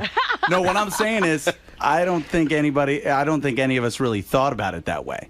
No, nobody was going like, but Zach's hardcore. Well, wait a Zach's a minute. really good We kid. can't talk to you He's like 'cause Jesus. You went all the way. Yeah, you're dirty. We're not talking to you. You're the bad one. Zach, you're like Jesus. You're a good-looking guy, and you turn down the broads, and you didn't. Technically, I don't think we know if Jesus was good looking or not. 'Cause that was the we don't thing. even know if he was black or... No, he was a white guy, had a beard. I've seen people to pictures follow of him around. Trust me. So you don't believe the guys on the street corner? You don't? No, you know, get out of here with that. Are you kidding? You've seen the pictures of Jesus. Look like a swimmer. Yeah. Here's how we He's know definitely a swimmer. He's probably an Olympian. This is a weird thing, is because, like, I got married that young because I was certain I would not be able to find another good-looking girl to have sex with me. Me too. Look at these three guys. These guys knew there were and they're other rock girls stars. out there. Yeah.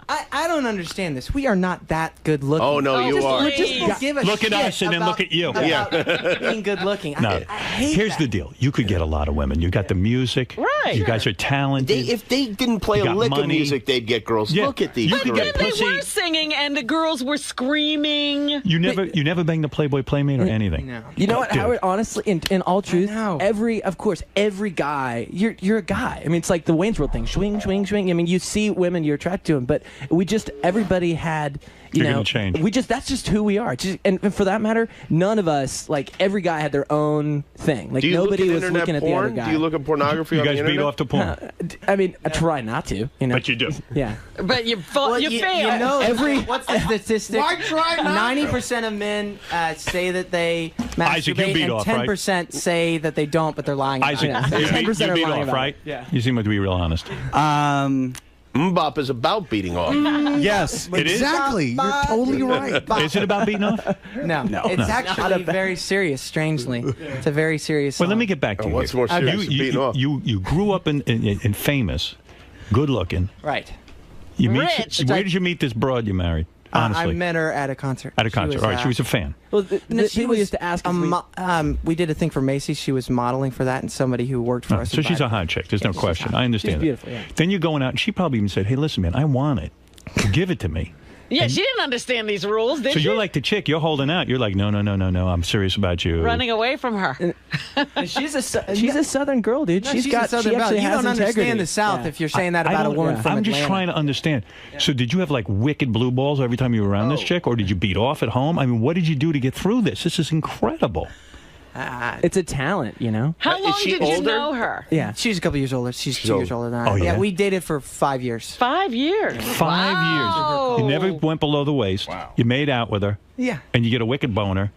And then, like, what'd No. you do? You ran home and beat off, right? No way. Or you, They- what do you do? You go home and pray? I mean, what the hell do you do? What do you do, play wiffle ball? I got to know about you. No. Praying doesn't solve that Howard's problem. actually No. curious. What did you do? Because I want to I'm know. so fascinated. I actually took He's a like, syringe and I please tell drained me. it I'm out. trying to figure this You out. drained it. Yeah. All right, you drained your lizard. Why your brothers were It's a impregnating siphon. their future brides, and you were not having He was sex? the only one, yeah. This is unbelievable. He's And Zach, talented. could you dry hump her? Like, could you just like let's say you're on a date and you're in your car. Can you just get on top of her and thrust like against her? And do it that way? Howard, Are you you're allowed completely to? missing the point. What The am I point- missing? The point is, it's not about. Nobody set a set of rules. He just We're just asking said. Zach I'm what asking he Zach did. what he did. Were you allowed to dry He's hump? trying to get literal on May 4th, 19. Yeah, May 4th. What happened? Would you ever isn't that a leap of faith? Like, how do you know you're going to be sexually compatible even with your wife? Like, the wedding night is like, shit, what if we don't dig each other? Like, What happened on that wedding night? That's what they call annulment. Lots of good stuff. Yeah? How many times did you get off of your wedding night? Like, how many times did you just guys go bone like the second the ceremony Yeah, was how over? long were you away? Like a month? It's very romantic. Yeah, we actually just got back. Yeah, Zach's been gone for the last year. They or made so. the record without Can I me. tell you How many something? minutes I had was a buddy. How many minutes was your cock actually outside of her? Oh my goodness. I mean, that's great. And your girlfriend was a virgin too? Yes. She was. Yes. Oh my goodness! Like I said, she's a Southern woman. Did you have a moment? Classic Was Southern. after the first time you had sex? Did you go? Was there a moment where you went, "What the? Why the fuck didn't I do this sooner?" Honestly, I know this sounds bad, but I said, why the fuck have we been making such a big deal about this in our culture? I mean, it's great. Yes. Yes. But it's made to be so glorified. So you prefer masturbation? No, I'm saying that I think sex is awesome, but No offense, you might be gay. I'm not. Trust me. If you were gay, then you would be saying that. Gay. But what I'm saying is like. We glorify it to such an extent. It's incredible. It's this awesome thing, but it's on like every billboard. It's on every TV You're goddamn show. right. You know, it's like I gotta show you. I agree. No, look, I am not straight, whatever, You're not religious, straight? not straight. All right, that's what I thought. But I don't know. Sex is an awesome thing. But Can I tell you something? I had a buddy. We were in college. Yeah. Gets into this girl's pants. Long story short, turns out she's a freak. He can't get his penis in her.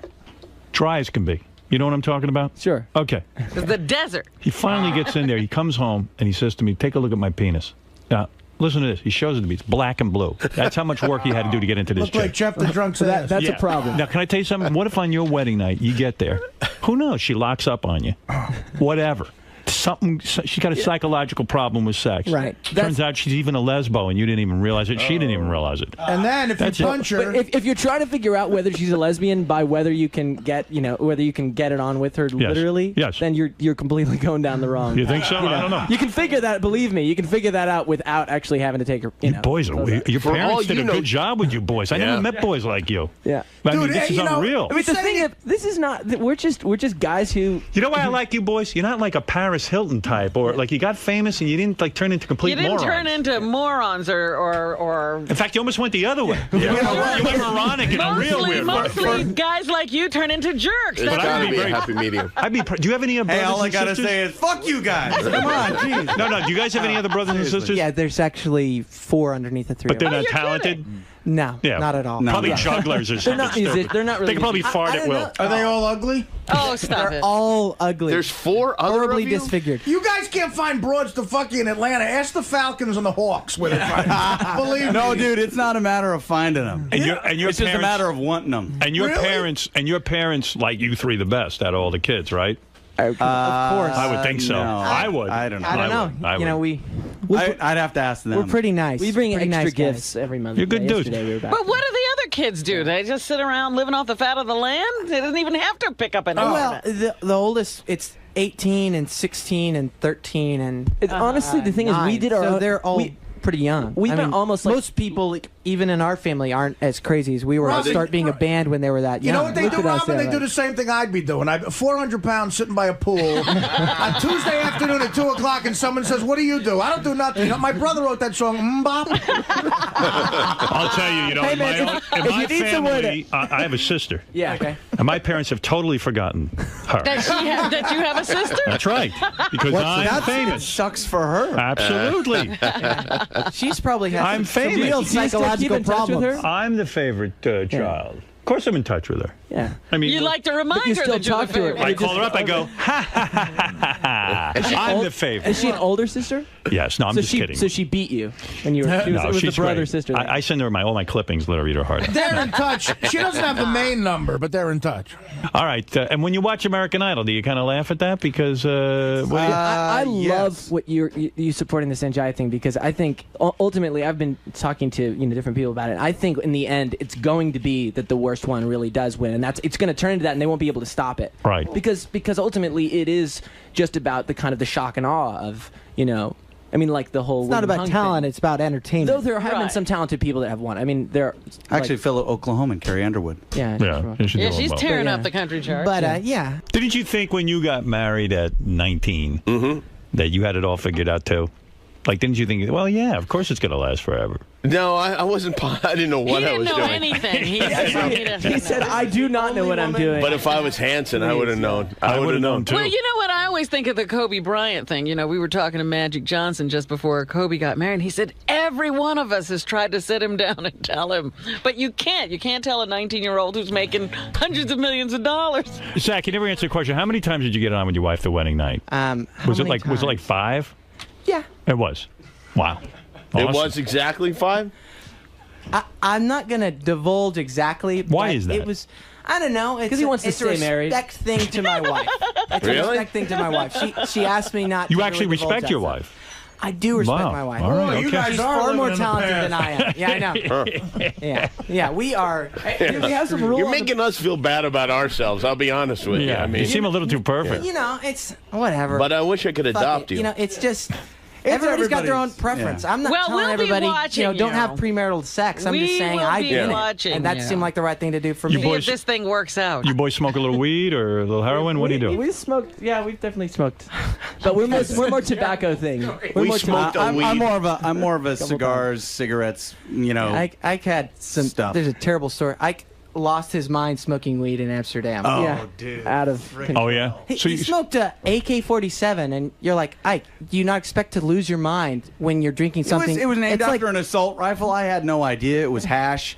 I'm Right. not a pot guy. Right. I don't really like this stuff particularly, and I was just like, oh, what the hell? And this was like, you know, I was always kind of like, I like whiskey, I like stuff like that. I like red wine. I'm an alcohol guy if Right. I'm gonna have anything. dark stuff. Or yeah, the dark stuff exactly. None of the green stuff. Yeah, so weed makes me paranoid. Paranoid dude, is one paranoid word, is not- or Jimmy, Rain Man would you be should another never word. try marijuana. I shouldn't? No, because it will make you paranoid. I've heard that. I've heard that. Jimmy from will people. never touch drugs. Yeah, that's All right. Jimmy looks like he's on drugs right now. What do Oh, you I'm think? sure he is. You know, I was just wondering. I just read in the paper that J-Lo got like $1.4 million to show up at a private party or something and Yeah. play for like an hour. Yeah. Do you guys ever get that kind of deal going? Like, you ever go to like someone's house? We've had some really good paying gigs, not quite that. That but- good. point, But you But of course, play- I don't know why the hell someone would pay that much money to see her lip sync. That's true. Honestly. It's like, I mean, that's freaking retarded. It's right. not about the lip syncing, believe me. Well, you boys really It's can't. about the J-Lo. It's about the There's gas. not always There's room al- for J-Lo. That's right. Well, boys, Slash it's a pleasure to have you on the show, and congratulations on your new album, The Walk, featuring the single Great Divide in stores July 24th, and you can go to Hanson.net. And you guys got real talent. I wish you luck with your own Thank you very record much. company. Do you sign other people, or you just do your own thing? Not yet, but we definitely will. I mean, Right. that's, you know, we That's the love next music. step, Yeah. yeah. Yeah, And we your love. parents socked away a ton of dough for you, so you're all set that way, right? Yeah. Yeah. totally. Luckily, they didn't screw us over. How big are your houses? Well, how many square feet? 6,000? Not big. 1,100. 1,100 square feet? Well, Yeah. yeah. kind of house these is It's an guys. apartment on the. Oh, an apartment. Yeah. All right. Yeah. Yeah. Cool It's apartment. not that big. I mean, I don't need that much space. Everybody got, and now you have your money under your own name, right? You don't have to. Yeah. It's Oh, yeah. just not under. It the was name Hanson. always it's always under under our our name. names. Yeah. Yeah. From the beginning. Thankfully, Three-way split. our dad was Yep. an accountant, and He saved it all. he saved it all. Now, when they Scared. do, when they're working, now, is there a leader or is it democracy totally? What's going on? You know, We try and keep it, as a democracy sometimes. Yeah. Yeah, I don't know. You know. You been on Jimmy's show yet? Yeah, I've been on Jimmy's show. Yeah. Jimmy Treat Jimmy Joe. needs to They're bring us good. back on his show. Yeah. I saw you had. You guys can come back. You guys are good. I like you. No, guys. you guys actually with the stage in the back, which is really great because you can play a few tunes. It's actually fun to go on. We actually, that was one of the best, that's like the best musical performance show as far as isolated to music particularly. Oh, it let's really not helps. isolate it so much, guys. Right, yeah. Well, no, I mean, it's I was not just- a great no, I mean- show, but I it's mean, good as- for music. It ain't good in other Performance wise. I didn't mean it that way. Good. Yeah, Let dude, that- your show fucking sucks. When you guys come back, I'm going to have your rooms be loaded with hookers. Yeah, seduce these boys. Your green room is going to be packed You with send hookers. Sarah in there. She knows what to do. Exactly. Teddy in Chicago, you're on the air. Go ahead. Hey Hanson, big fan, man. You guys have this great song this time around, which is a great song. Oh, thanks. thank you. Thanks a lot. I got to party with these guys in Chicago, and I got to tell you, these guys party hard. Backstage, Really? they're What do you mean? Yeah. Backstage, are breaking chairs, throwing pizza. Is that true? They Do think, you guys trash your room? Yeah. We've had our moments. Really? Throwing pizza. Throwing. I don't It's go out of for that. control. Yeah. Please. It was more like a giant cake. Artie, why would all over somebody me. throw pizza? I mean, pizza. It's a waste. They're not fucking chicks. They're not eating pizza. This is everything you're not about. They're screwed up like that. They don't know what things are for. That's what happens when there's no pussy. They start throwing pizza. They don't know to eat the He should pizza. just come with us, and he can do all the things we're not doing. Yeah. So that Yeah, we that could can just be keep you fulfilled there. for You'd be the like a Hanson. garbage disposal. It's like, oh crap, throw that. Artie throw it would over there. disgust you. That's exactly what I am, a garbage disposal. Boys, thank you for coming in today. I really do appreciate it. We're going to move along, and that's Hanson. And go to Hanson.net if you want more information on the new album and you want to hear music and stuff like that, okay? And that's it. I mean, what can I say, boys? You did a good job here. Thank you very much. Thanks for coming. Fellas. Hey. Good time in there. Yeah, it was great. Yeah. A lot of lecturing from Uncle Jimmy and Uncle Howard, though. About, Yeah, you know. I think they're a bit, Howard's a bit of a hypocrite, though, and I think he knows it. What, because now that he's getting hitched. So he's giving you guys all the stuff. He's like, giving us all, exactly. He's getting be a player, meanwile he's engaged. Meanwhile he's engaged. I actually appreciate it. I don't think Howard drilled us that bad. That's relatively harmless, relatively painless. It could have been, he could have pushed a lot harder. You think so? Yeah, I think so. But it was cool getting open up to him and talk about your personal life. It's a great show. It's a great show. Highly entertaining. I mean, Howard knows how to put on something. We were talking about, when you're driving in the car, you're sitting in traffic. Howard knows how to make it pass by really fast. Make it feel like you're not even stuck. So. It's a good show. And also, honestly, to get to play music. I mean, just actually play music on a. Yeah, exactly. No, we appreciate the chance to get to play. Well, he seemed to dig you guys too. So thanks a lot for coming down. Thanks, man. Thanks so much. Cool. Thanks. Hey, what's up, everybody? It's Steve Grillo, former intern for the Howard Stern Show. You might remember me from years past. What Howard didn't know all these years is back when I was on the show, I kept a very detailed journal of me working there, along with a lot of other stupid shit that I wrote. And, because of the intern show on Sirius, I spilled my guts, and now they got me up here reading some entries from my journal. Check it out. So we're going to find out some pretty cool behind-the-scenes Well, they're going to find out as much as I let them find out, because I'm up here for another reason also. I want another shot at my radio show, which sort of just fell to the wayside, which everybody seemed to like, and I got pushed to the curb for no reason. So we'll see how much he gets. If he lets me, get another shot. So you're here to spill and then to pitch. Spill and pitch. That's it. It's the old spill and pitch show. All right, girl. See you in a bit. Thank you. Hey, Steve Grillo's here. Steve used to be our... let me just mention this. I think Hanson's management was a little disappointed. I guess I What did you do? I didn't play their new song. Blue Sky. Here's a little bit of Hanson doing... Please, hey, Grillo. We don't want to hurt hey, them. Grillo. How you doing, buddy? Grillo, you gained a lot of fucking weight. Yeah. I got fat. Leave me alone. Yeah, did you get fat? My wife likes chubby. Well, you're fitting the bill. Yeah, Thank your you. wife's happy. You got Artie's my hero. What happened to you, man? What happened? What do you mean? He used to be really into his physique. Yeah, dude, I just let go. I didn't give a shit anymore. It's nice to fucking eat what you want, I tell you that. Take off, Artie? Take off your sunglasses. Yeah, no, my eyes are all swollen. I've been working since 10:30 last night. What are you doing? Thanks. What have you been doing? Even with all that drinking, he's hyper. Oh, I'm on the air. I'm hyper. And he scares the shit out of me anyway. So. Oh, Jimmy? No, you. Me? What did I do? I still have anxiety dreams about you. What do you mean anxiety dreams? I don't know. I'm running around and you're screaming at me and nothing goes right and it's horrible and I wake up in a cold sweat and it's like yesterday, It still happens up to this day. You were my intern. You smell like a bar rag. I just got off of work. Look, I got a bottle opener right here. I was bartending all night. You were my intern for how many years? 7. I didn't know you kept a diary. Yeah, nobody did. Yeah, Gary said he saw the diary. It looks like a 4-year-old wrote it. Well, pretty much. Same thing. Yeah, that's Steve Grillo. Gary, I think, has a theory that Steve might be like either learning disabled or... I got dyslexia coupled with attention deficit disorder. Yeah. How long what were happened you to just at being Hunter stupid? College? Yeah, exactly. Right. Well, back in the day when I was a kid, I was stupid. Right. But now I have an excuse. You have a diagnosis. Back then, they were like, Steve's a little slow. Right. He shouldn't be in this class. And you were primarily in charge of my baked potato. Yes. And you were the guy every day, 8 o'clock, you had to bring in the baked potato. Yes. And that always was a problem for you, right? No, I loved it. I lived for it. So Steve today has agreed to read from his diary, and this is great. How often would you write in your diary? Here's 5 years, Robin. Wow. Wow. I love Carrillo. He's one of my favorites. He's one of my favorites. No, I love but Artie. even before I came on here, I never worked with him, but I used to love when you guys featured Carrillo. Gunga Din. The impressions and him trying to explain his way out of things. And it never worked. He's drinking an enormous Budweiser I've right never now. seen a can I have a that problem. Leave me large, alone. yes. All right? Are you an alcoholic? No, I'm drunk. I don't go to meetings.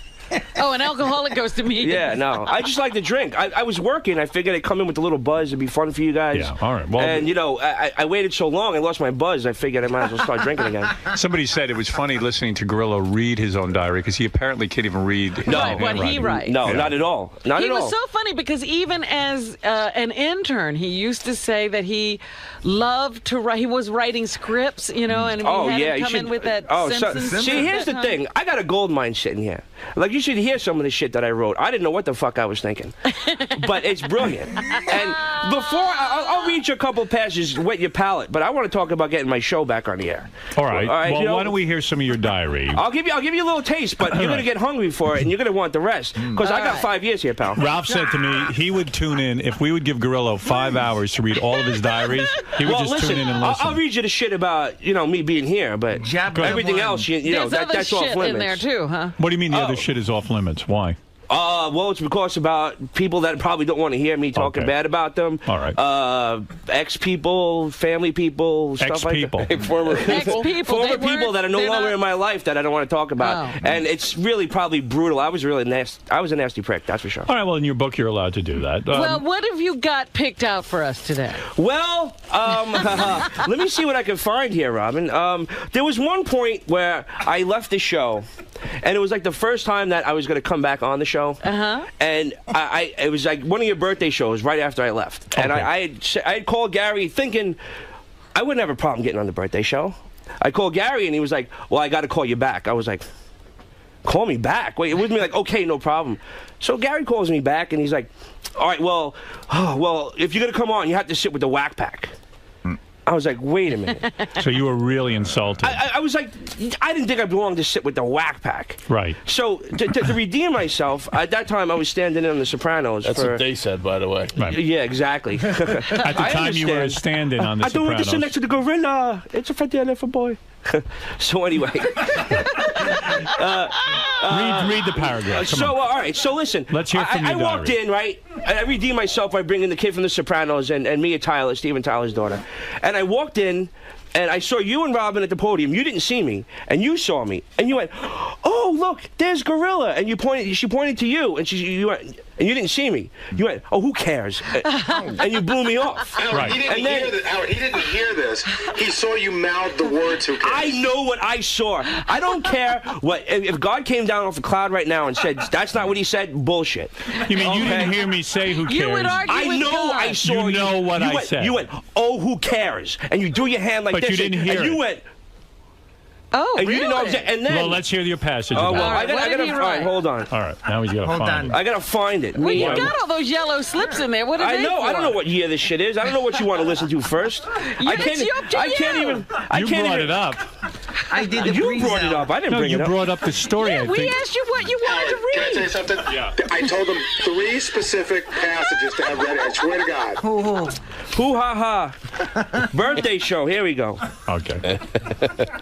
I was sitting there with the star of one of the hottest shows on TV and the daughter of one of the greatest rock stars ever to live, who is also the sister to one of the biggest movie stars. In the past, if I sneezed, I got attention for it. I was part of the show, and for 6.5 years, you might think he would take... see, I can't even read my handwriting. Look at this fun part. Go ahead. He would... but for some reason, homie just ignores me. Homie, that's you, I guess.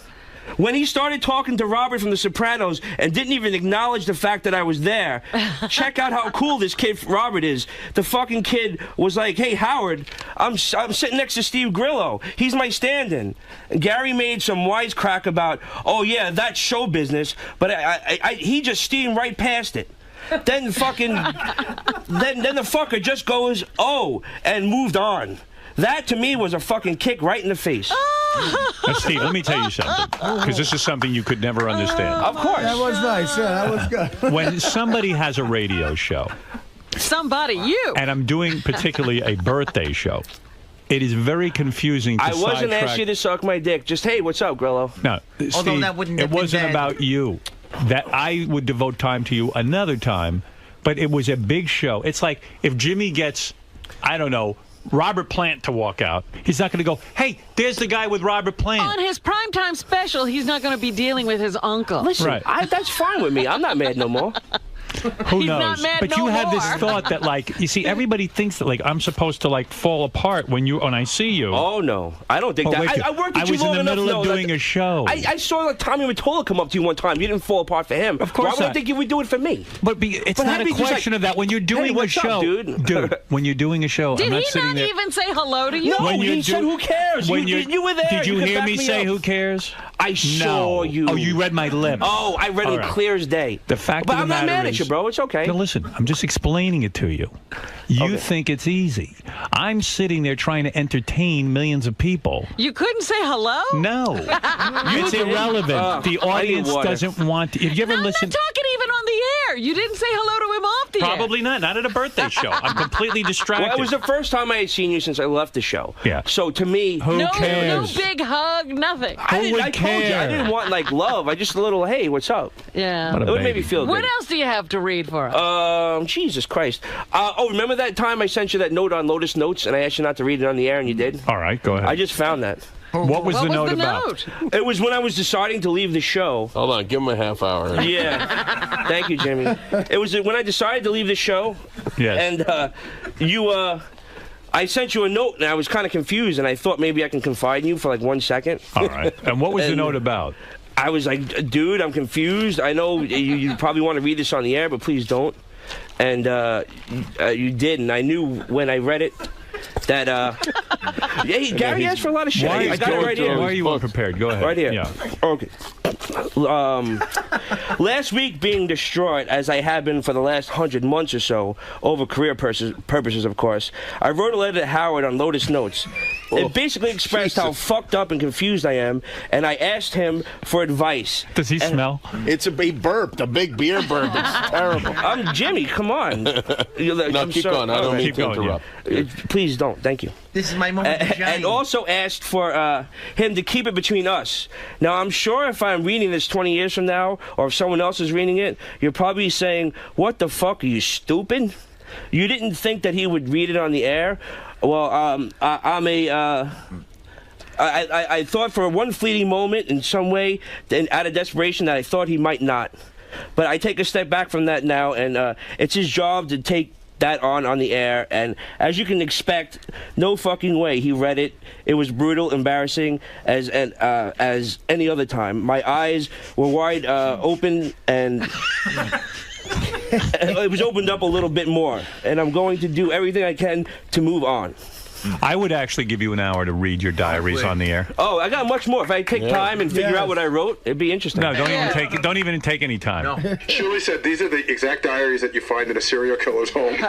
Oh yeah, no, but I'm not. What is the third passage? Oh Jesus, let me see. When I find something else. I got no. Like, it's not like we set this up. You just said. I said this is my exact words. Read the passage about being man at the birthday show. The passage about Lotus. All right, all right. Hold on. Why do you act like Gary didn't set this up with you? This is 2 weeks ago. He didn't talk to me this morning. I talked to you this very fucking morning.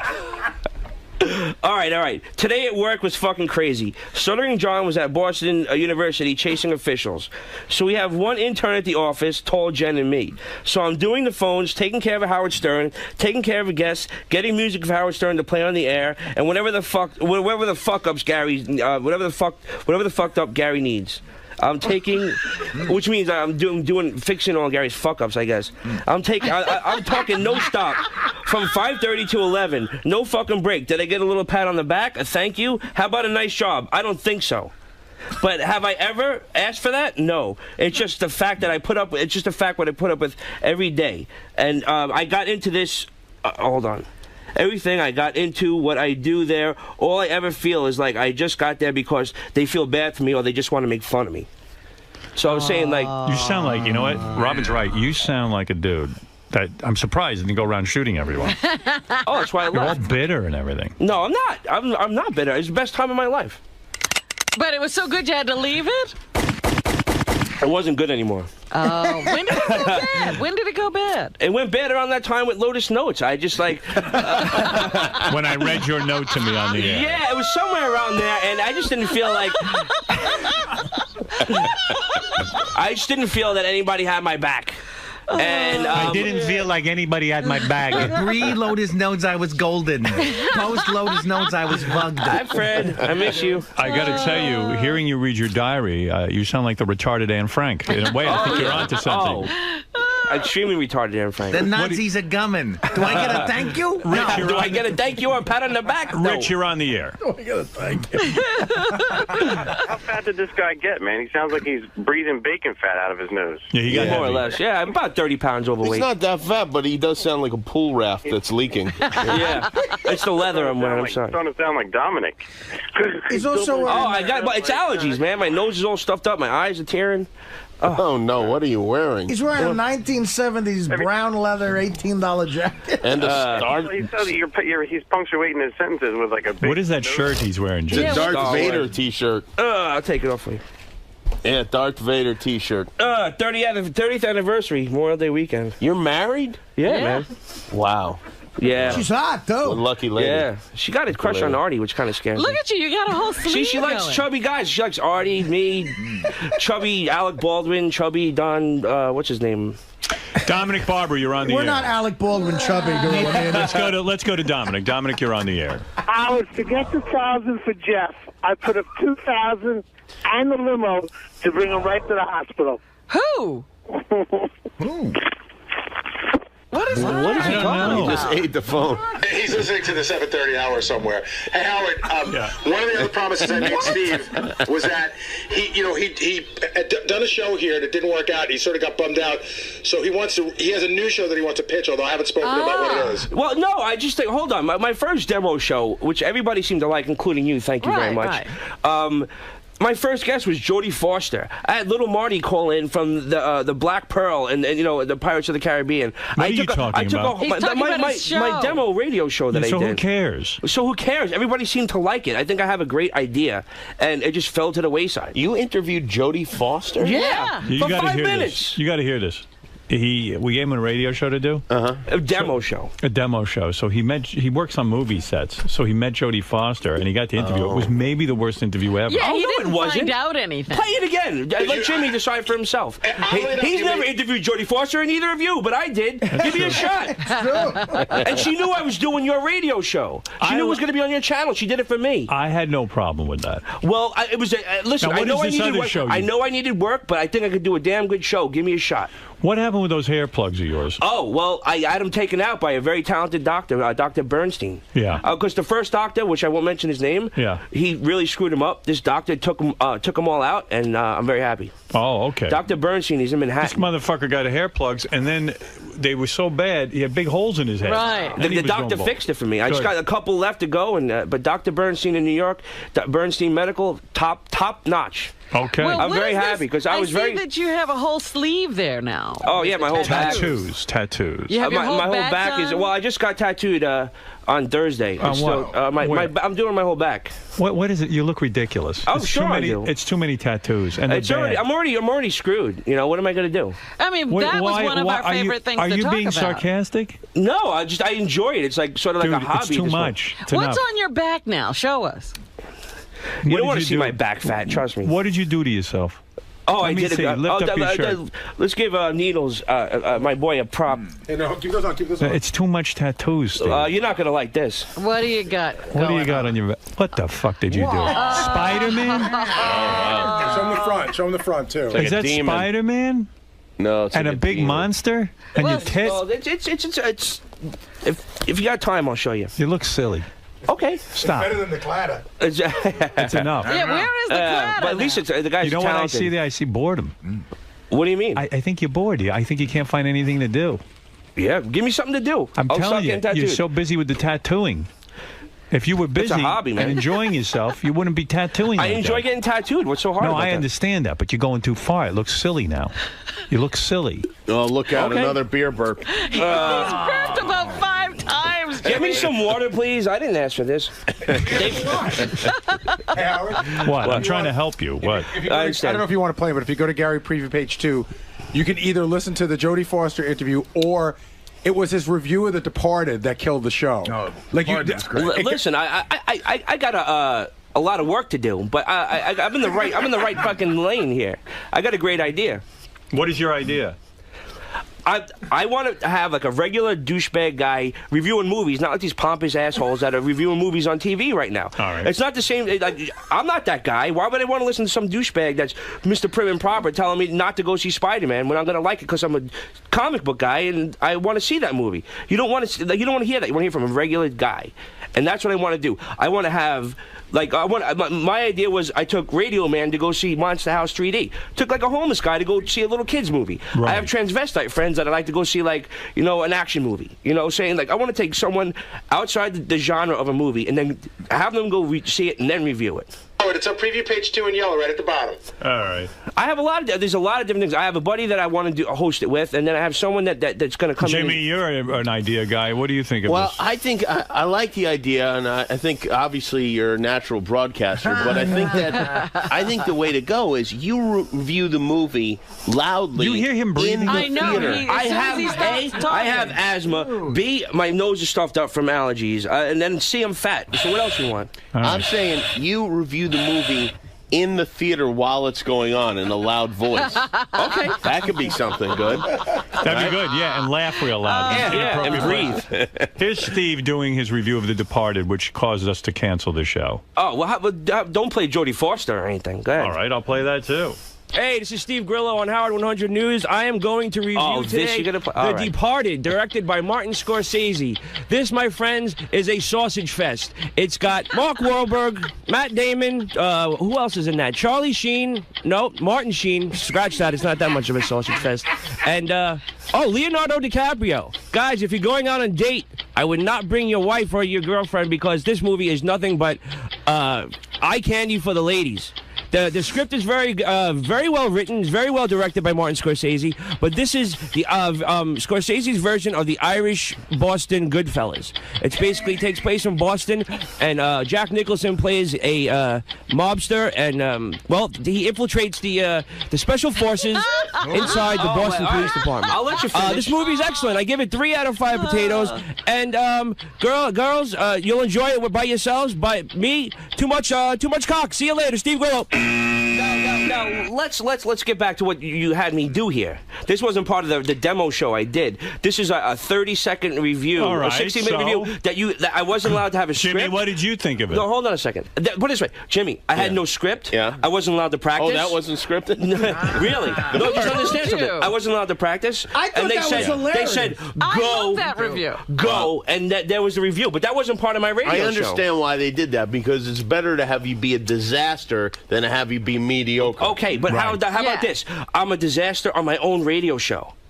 Okay, but I also have a lot of more. Here is Steve interviewing Jodie Foster. You be the judge. Right now, I got a huge breaking story. I got a guest that is on the line right now. I've been waiting for her. She is an Academy Award-winning actress, Miss Jodie Foster. Jodie? Hey there.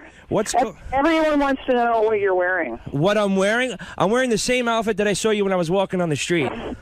I know, because you never change, but hopefully you don't smell too bad. But the funny thing was, my wife was kind of funny. She goes, she saw you Saturday night. We were at the rap party for the Brave One, and she was like, oh, no. She said, wait a minute, that's what Jodie was wearing when we saw her on the street. I was like, right. Oh, you were wearing that long flowy dress with the blue top.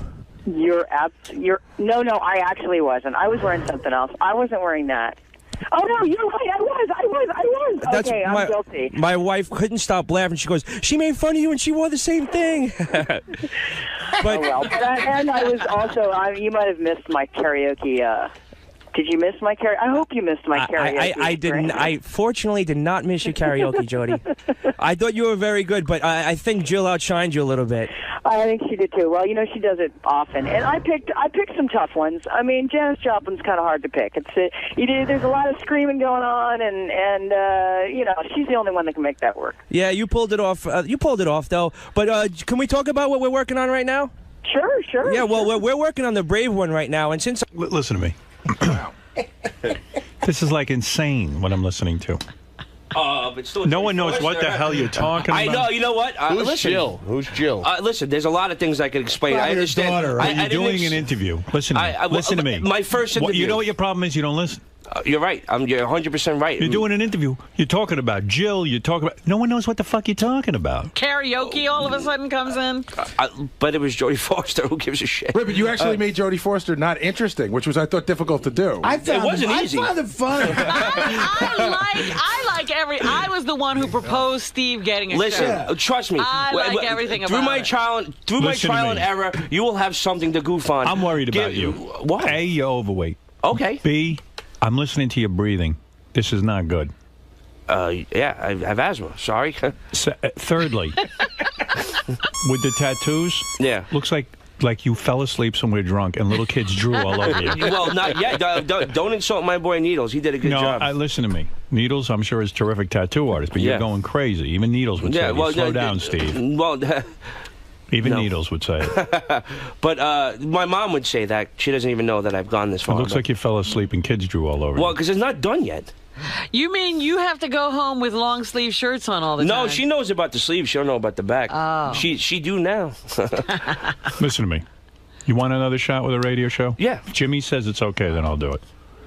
Don't put that kind of pressure on the guy. I'm sitting right next to him. Would you listen to this, Jimmy? Does it have to be an hour? I think it's worth a try. No, I'm saying half an hour. Half hour? Half hour. What do you think? I think it's worth a try. Thank you, Mr. Campbell. I mean, the breathing alone. Just for the breathing. I'll use my inhaler next time. And this time we're incorporating the diaries. Yeah. Well, okay, we'll work. You get more diary, I get more show. You know, what would make a great pair is Stephen and Riley Martin. I think would be a. I think Riley would really like you a lot. Yeah, All right, I'll give you one more show. You get on all right, there cool. and But can I do it on the air this time, not a demo? Yes, okay. on the air. All right, cool. I'll rock your world. I'll talk to Tim Sabian about it. Okay. And we'll have a show for you. You'll do a half hour, and we'll see how you do. Heavy breathing with Steve Grillo. What is it, Tim? Deep thoughts or heavy breathing? Yes, Tim. Hey, Howard, how you doing? Hi. Hey, I'd rather listen to Eric the Midget for an hour than listen to this fuck for 1 minute. Let's do that, That's the stuff I miss. Bring it on, pal. Randy, you're on the air in New York City. Yeah, this guy Grillo, he needs to get whacked. He needs to be taken care of. You don't like him? No, man, get him out of the circle. Just you know what to do. You know what to do. Thank you. All right, let's go to High Pitch. Eric, who wants to say hi. I'm sure you have a friend in him. Yes, High Pitch. Grillo, you're a fag. Oh, okay. There's nothing to say to that, really. Sorry. Come on, love you. You got to wake up with yourself. I'm okay. Yeah, it's Jimmy's favorite, the biggest fan. I'm doing well, thanks, High Pitch. Does he call your office? He masturbates watching the show sometimes. Oh, sweet. Are you still doing that? No, not now. Okay, really? I'm eating Kentucky Fried Chicken watching your show every day. So fat. Oh, but you know, he's got the gout. He's got and he's gout. still eating Kentucky Fried Chicken. Do you know he has gout? I didn't. I had no idea. No. His weight and his eating is so disgusting. He has gout. Are you drinking a lot? No, not really. I cut out the drinking. I'm drinking water. I'm drinking juice. No more soda. Is the gout getting better? I'm drinking juice. I also wear my special shoes sometimes. But do you realize, like, the only reason I don't have gout is because I walk a little bit during the, like, I have some sort of activity. He's eating and doing nothing, like a dead person. Like when I walk, my back hurts, my feet hurt. Aren't you on the verge of being evicted from your apartment?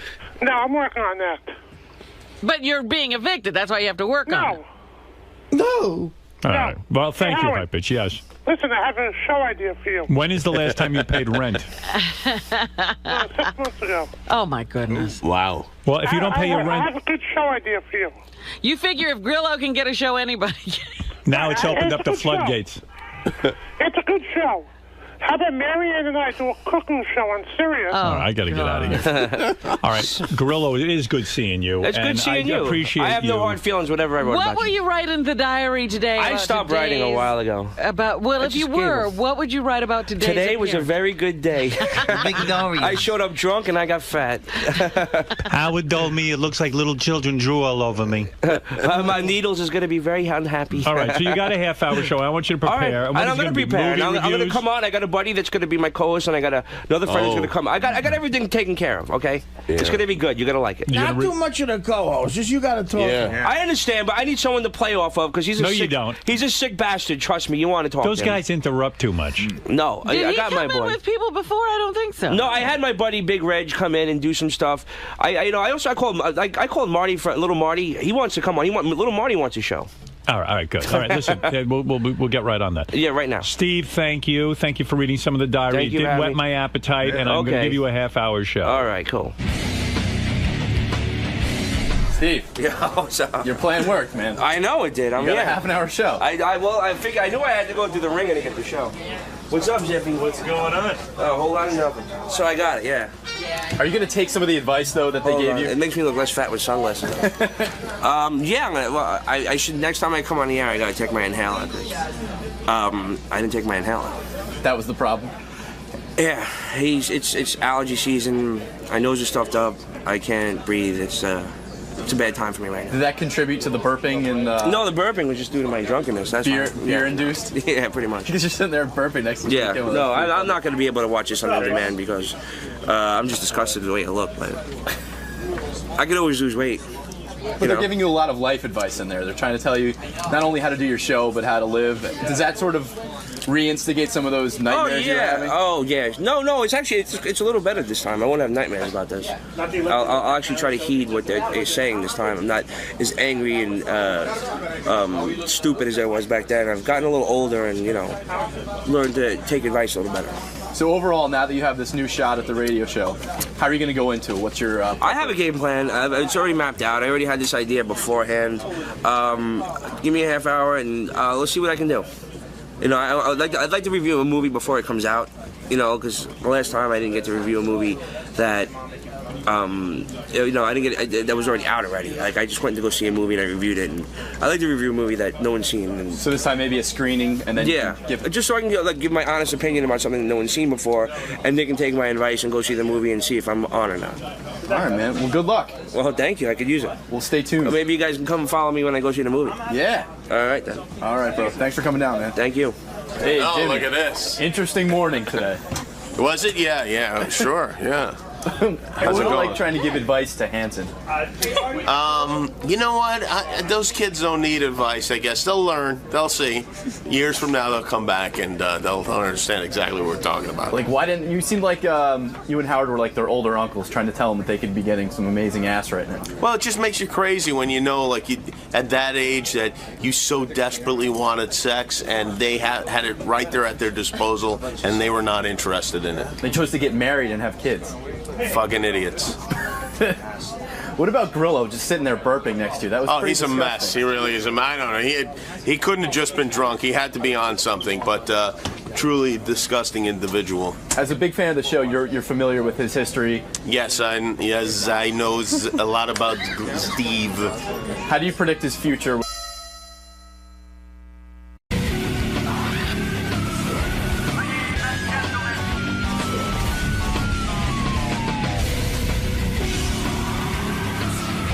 Hey, Joe, how are you? Good, how you doing? Nice to see you.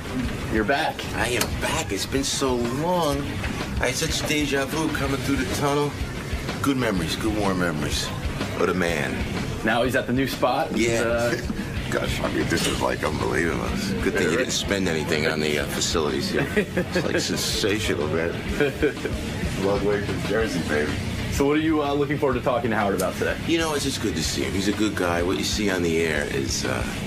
that's certainly not the person that he is, because he'll push the buttons. It's going to be ball busting at its very best this morning, and that's what Howard does best. And I'm looking forward to seeing Fred and Robin and Gary, and I love Artie, So, and Howard's always been, I know Howard, oh my gosh, the viewers now, your viewers now, and the listeners now, I've known Howard longer than they've been born. I'm thinking, when I first went on with Howard, when he was on WNBC in New York, I was the only guy that would go on with Howard, which remind me to remind him this on the air. I will. Okay?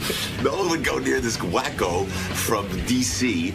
I was the guy that went on off of Saturday Night Live, and I remember Howard doing dueling Andy Rooney's, and me thinking to myself, hey, who's this guy's got enough coyotes to do this right back at me? And I fell in love with him right then, So it's been a love affair. I just need some advice because I'm like single now, and Howard went through pretty much, you know what I'm going through. So he's always been a good friend. He's always given me some good advice. So I'm looking forward to like a therapy session today. A therapy reunion going on today. Keep Dr. Phil. Give me Howard Stark. That's what I'm gonna. You know what I'm saying? Hey, Joe Piscopo's stopping by.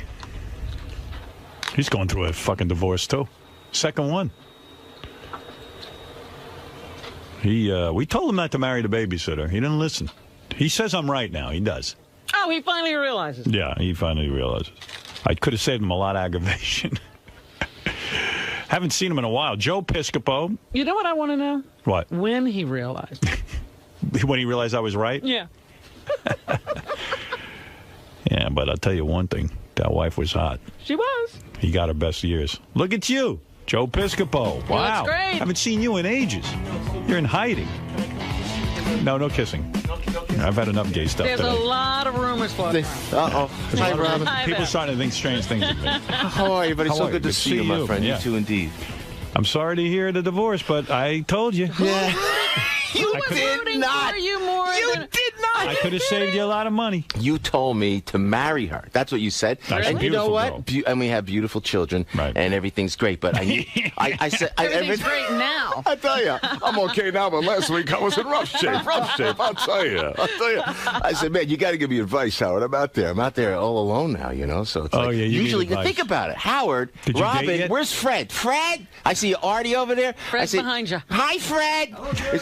No, but it's like, you know, I would always have somebody with me. Am I right? Right. How long have I been doing this show? Longer than the medium age of your audience, I said, you know? You would always have a girl with you. Always something. So now, no more. No more. What? Are you off girls completely? No, that's not that. Don't say that, Joe. Let me understand something here. Please. I understand that. You look good, man. I do, thank you. So do you. Yeah. Yeah. Oh, listen, you compliment me, I compliment you. That's how it works. Oh, good. Yeah, right. Go ahead. By the way, Eddie Murphy still hasn't called you? Still hasn't called you. You're going to start. No, I mean, you did Saturday Night Live. You did Saturday Night Live with Eddie Murphy. Howard, it's why How do I many feel years? so comfortable here? Usually I have an agita coming in. Save your thought, please, Howard. I love yes, it. Rob. But I would come into like the Lincoln Tunnel, and I'd always be with somebody, and I had total deja vu today coming in, but nothing but warm thoughts. And all you guys do is bust my balls. But you know what?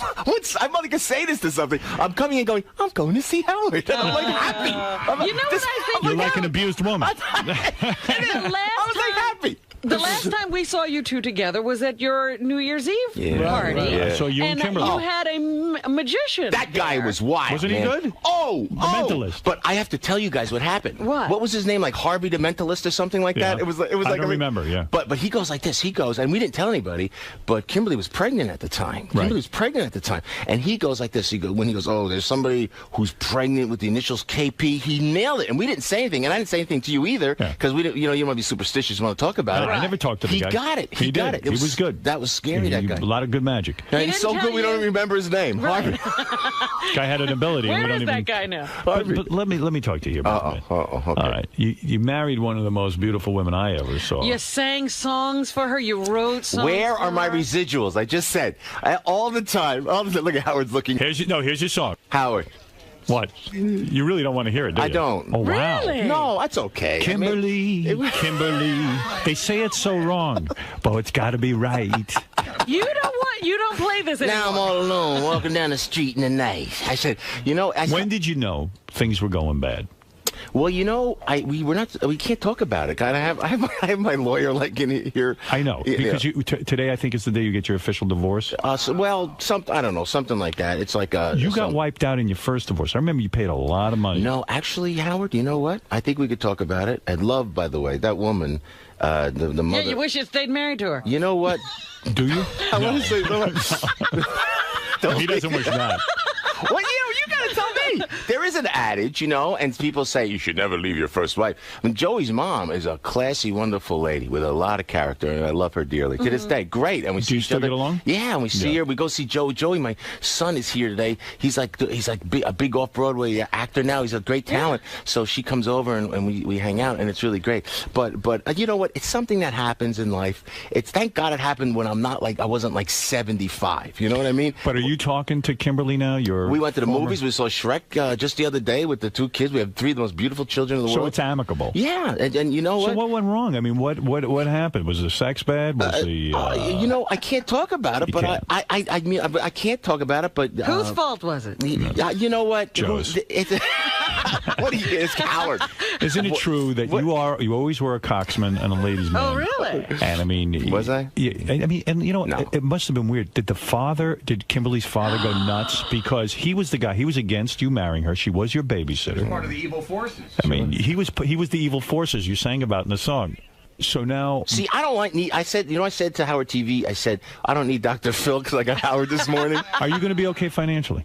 Yeah, you know what? I can't talk about anything. Oh, I can't. I'm not supposed to talk about anything. My lawyer said don't talk about anything. All right, let me ask you this. Well, you know what? Joe changed the law with his first marriage because he was the first guy. I did, but I got every professional athlete really pissed out. Oh, please. Yes. Professional athlete? How many times you think of my divorce they brought up the name Joe Piss? Did they really? Oh, fuck yeah. Future earnings. You ruined it for every man out there. It was celebrity goodwill, something like that. Celebrity. Right. Can I ask you a question? Yes, dear. So you went through tremendous adversity. You married your son Joe's babysitter. Yeah. Now, can I clarify? Can you say the thought and I'll clarify? Okay. Because it's a good story. Yes. And I don't think I'll get in trouble. And I know Eric, my lawyer, will come in here screaming. No, he won't. No. Okay. So what happened was where I was dating somebody else. Who happened to be, you know David Hasselhoff's wife, who's going through the divorce now. So you know that because I think she was on the show here. You were dating her? Yeah, for 2 years, man. You could have been divorcing her now. You could have been in a video. It's Robin, she's such a pain in the ass. But you know what? But wait a second. But David's a friend. So listen. So anyway, I was with her, and it was we were very serious. So Kimberly was there, indeed, babysat for Joey, but. It wasn't like she was continuing to baby. He was older, so I just happened to see her a couple of years later, knowing that my son would be comfortable with this woman, and it just happened to work better that way. But wait a second. I remember you used to wait outside the high school for your Kimberly, and you pick her up. No, I never waited out the high school. Yes, you did. No. You told me. You picked her up. No, but it wasn't outside the high school. No, you'd wait a block away. All right. Was it junior high? But Joe. Stop it. Joe, wait a second. So, and then, of course, her father was furious. You were an older man. You're right, guys. Understandably. Understandably. Yeah. Okay. You wish you'd listen to the now father. He understands everything. You're right. So. Oh, what I want to say. What I want to say on the Howard Stern show. Did your father-in-law finally get a hold of you and say, "You motherfucker, I knew this wasn't going to work"? No, we became best friends. You did? Yeah, to this day, it's amicable and nice, and it's everything is he great. He understands too. Yeah, it was. I tell you guys, it's it's really, okay. Yeah. So, but how long did you wait? Now I know you like the ladies. How long did you wait to go out and get laid after you and Kimberly decided to call it quits? Now that's a great question. All right, you bastard. That's a great question. That's right. How long did you wait, and who did you fuck? Oh my God! Take it in any order you want. Well, I can't. I didn't. I'm still a post-marriage virgin, and liar. I happen to know. Didn't you bang some blonde already? Jesus, you know what? What are you talking about? No, come on. No, you've had sex. I can't talk about that. You can. No, because they'll say you're doing adultery, and they'll come back. I mean, you're not doing adultery. I don't. You guys are you're separated, right? We are. Yes. You're allowed to have sex once you're separated. Is that true? Is that the law? Absolutely, the law. Counselor. No, it really is. Counselor. So this is what it's like. It's like this. I wait. I mean, honestly, because I love you, man, and it is good to see you. But so I wait because I'm Catholic, man. I believe in the sacrament of Christ. Deal with that, Howard. I believe in that when you take that blessed sacrament of marriage. Yeah. No, because I messed up the first time. I didn't want to do it again. Married twice already. And I know. So I was really serious about it. Honestly, guys, you know that. Never messed around ever. Never messed around. Had every chance and every opportunity. Okay. Just never did. You know. So then it was like a while. You know, where you're single now. But oh my gosh, it was like then I fell in love like that. Again. You're in love already. Yeah. Boy, you're a mess. I know. You're in love already? Well, yeah. You have a girlfriend? Well, it's kind of a friend of sorts. How'd you meet her? You know what? It was check this out. This is a great Howard Stern story. Is she a babysitter for your younger children? Such a... Oh, really? I mean, that's a good way to meet girls. You know, that's what I get, man. Where's Fred? I feel bad. I can't. Hello, Fred. It's good to see you, buddy. I haven't seen you in a long time. Good to see you. Artie, the Hoboken's finest. Hey, how you doing? You know, every time I go to freaking Hoboken, I go in there. They're like, hey, you know, Artie lives in that building. I mean, Artie and John Corzine. Artie and John Corzine live in that building. This we is get what together a lot, man. This is great. Okay. So. He never How forgets. old is I try to get him off track. How old is this new broad? 31. 31. Is the problem in your other marriage that you didn't marry a girl young enough? No. He should have been sitting outside of an elementary school. Is that what stop it! Can I tell you something? When he was going after Kimberly, his new girlfriend was in elementary school. I'm okay. Do you believe that?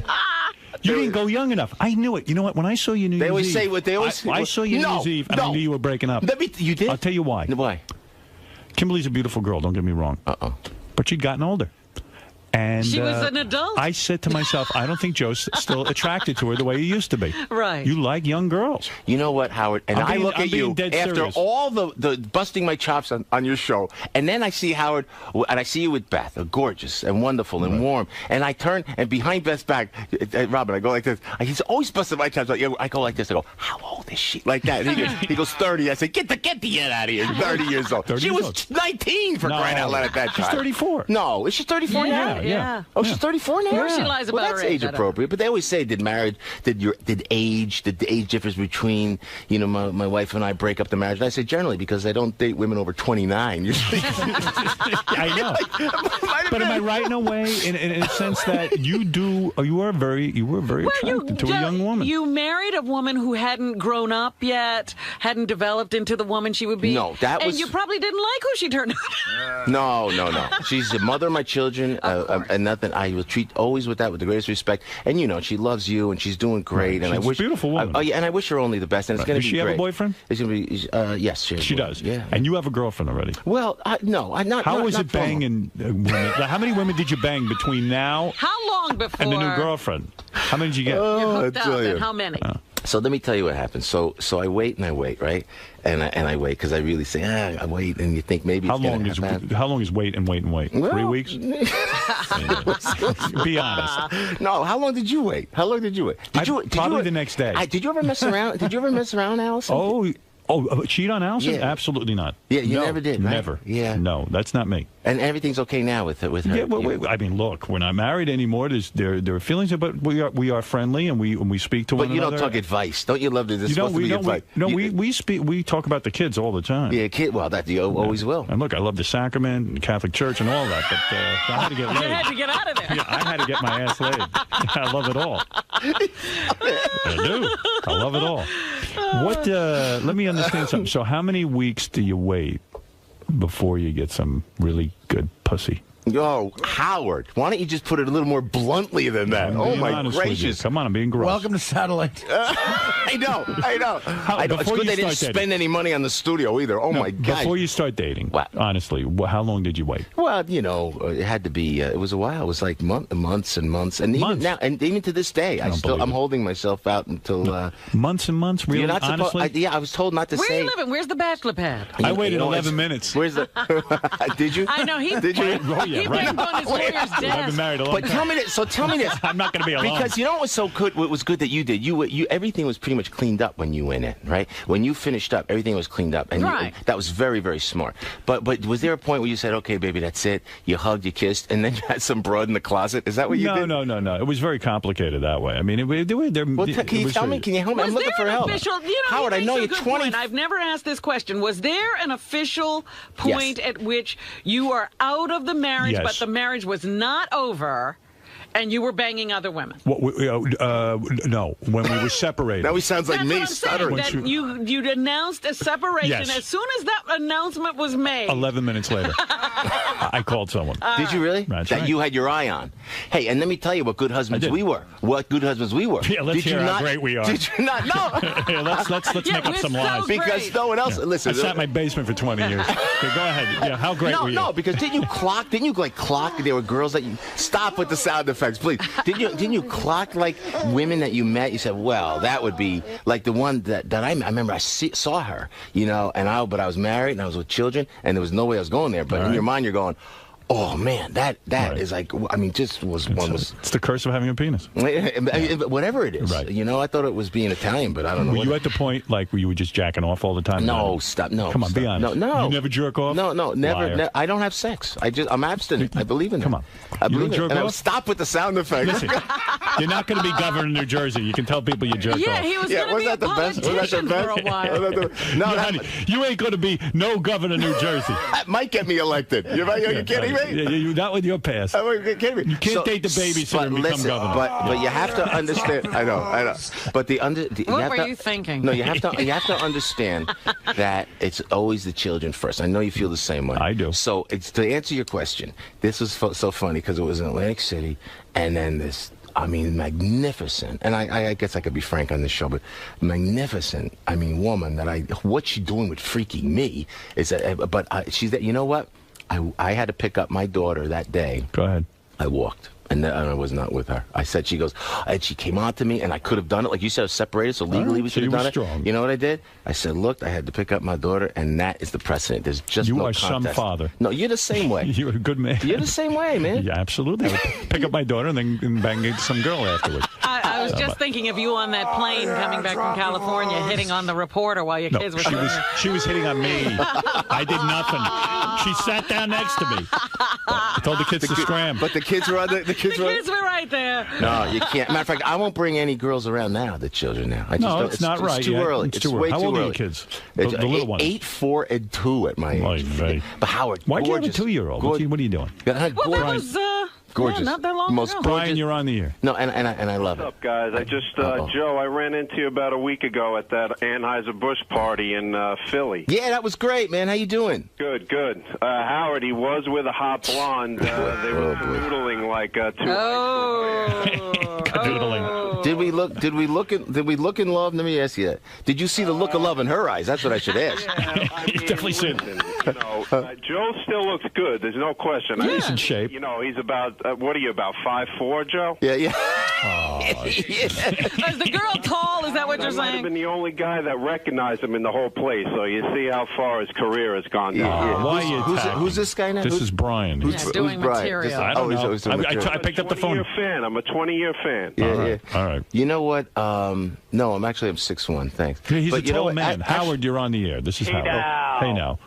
A big fan of Joe, really am. Love him all the way from Saturday Night Live. 2 questions, 2 quick ones. Joe, are you coming back to comedy? Are you going to be doing anything?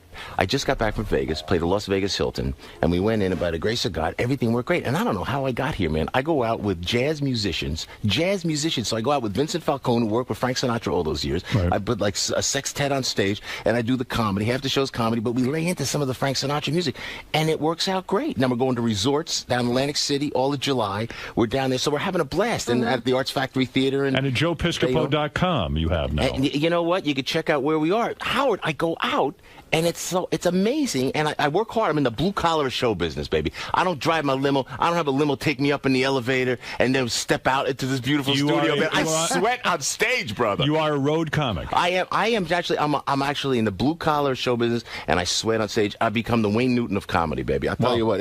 But it's great because the music is great. The comedy is fun. Everybody comes out, and it's so funny because of the internet, because of YouTube and everything. They seem to follow. They know everything. The folks that come into the show, they know absolutely everything about you. What is it, Vinny? You're on the air. Go ahead. You're on with Joe Piscopo. Hey, Joe. How are you? Hi, Vinny. How are you, buddy? Joe is the nicest guy in show business. Oh. Joe, can we talk about your current living arrangements, which I think is fantastic and shows you what a great dad you are? What is your current living arrest? That's what I was trying to get What is at. that? Well, Joe, I just want to make sure he's okay with it. I want to check with him the way you check with Artie. Yeah, no, you mean with just being with the kids all the time? Yeah, you know, with the fact where you're living, where you physically live in Jersey right now, how you're not living in a house? I do. Where do you live? I live in a hotel. I live in a hotel. I swear to God. So what happened was, the poor kids think their dad's a flunk. No. Are you kidding me? What is it? A what? Room service, maid service. He's living in a hotel. Listen to this. I hope the hotel ain't Bayonne. No. Do you have a prenup? Do you have a prenup? Yes or no? You know what? We did, and I didn't acknowledge it, because you know what? Whatever she, You wouldn't have been. It wouldn't have held up. She was under 21. No. Yeah. she wasn't What do you legal. mean you're not acknowledging it? No, it was because I don't know that it would have held up anyway, but there was a... What do you mean it wouldn't hold up? Why wouldn't it hold up? You know what? I'm not... Howard, I just want to be nice about everything. Can I tell you this? The judge, and I can tell you this legally. Listen, Artie, what's going on There here? was a point now. I don't want him in a hotel. I feel bad. Listen. You can stay at Artie's. Artie's taking out money. Come to Hoboken. Great. Collections being taken. Yeah, just bring it on. You're living in a hotel. Come on, it's more. We're playing this in court, baby. Come I'm on. worried about you. Thank you. Are the porn movies free? How does that work? Listen, so when I went in, and the judge, and I think I could say this legally, the judge at one point gave me possession of the home at one point and temporary custody of the children. Now that's fact, so I could say that. So what do I do, being the schmuck that I am? Ask me what I did. What did you do? Get the home back. Wow. And we do a joint custody. Why? So the kids have to come to the hotel to see you. Sometimes they'll go to the hotel, or we'll go to my mom's. Absolutely right. And then once we settle everything down, I'm going to stay wherever the children are. But I want to make sure everything is settled. So you're going to move into the same neighborhood so that they right. There's just right next door. There's a house right. There's a house right next door. So check. I have the kids half the week. I had them all last week. I will have them all this week. Check it out. No nanny. 3 children, 8, 4, and 2 at my age. I get up in the morning. I take that 2-year-old. She's got to be addressed first. She's a gorgeous child. Yeah, so listen to this, Howard. Listen. Change the diapers because Beth's gonna want to have babies, buddy. Believe it. Believe it. Beth better go meet a new man. Listen to me. I get up. Joe's available. I get up. Yeah, I'll be the nanny. But you can't have your way with me, buddy. Yeah. I'll tell you that right now. So I get up. I change the diapers. I do the whole thing. Get her dressed. But I don't understand something. When you're fucking your new girlfriend, stop. Do the kids wait in the lobby? Stop. Oh, you are just the worst. Where do you stick them? Stop. I don't. You don't put them in the lobby? I am abstinent at this point. Really? I am abstinent at this point. Wow. I have to do it. So but I take the kids I take them to school, pick them up. My whole life is with the kids, Wow. And then I go hit the road. I don't believe a word of this. I honestly No, don't. I do. Really? It's absolutely documented. You can ask anybody. I am so proud.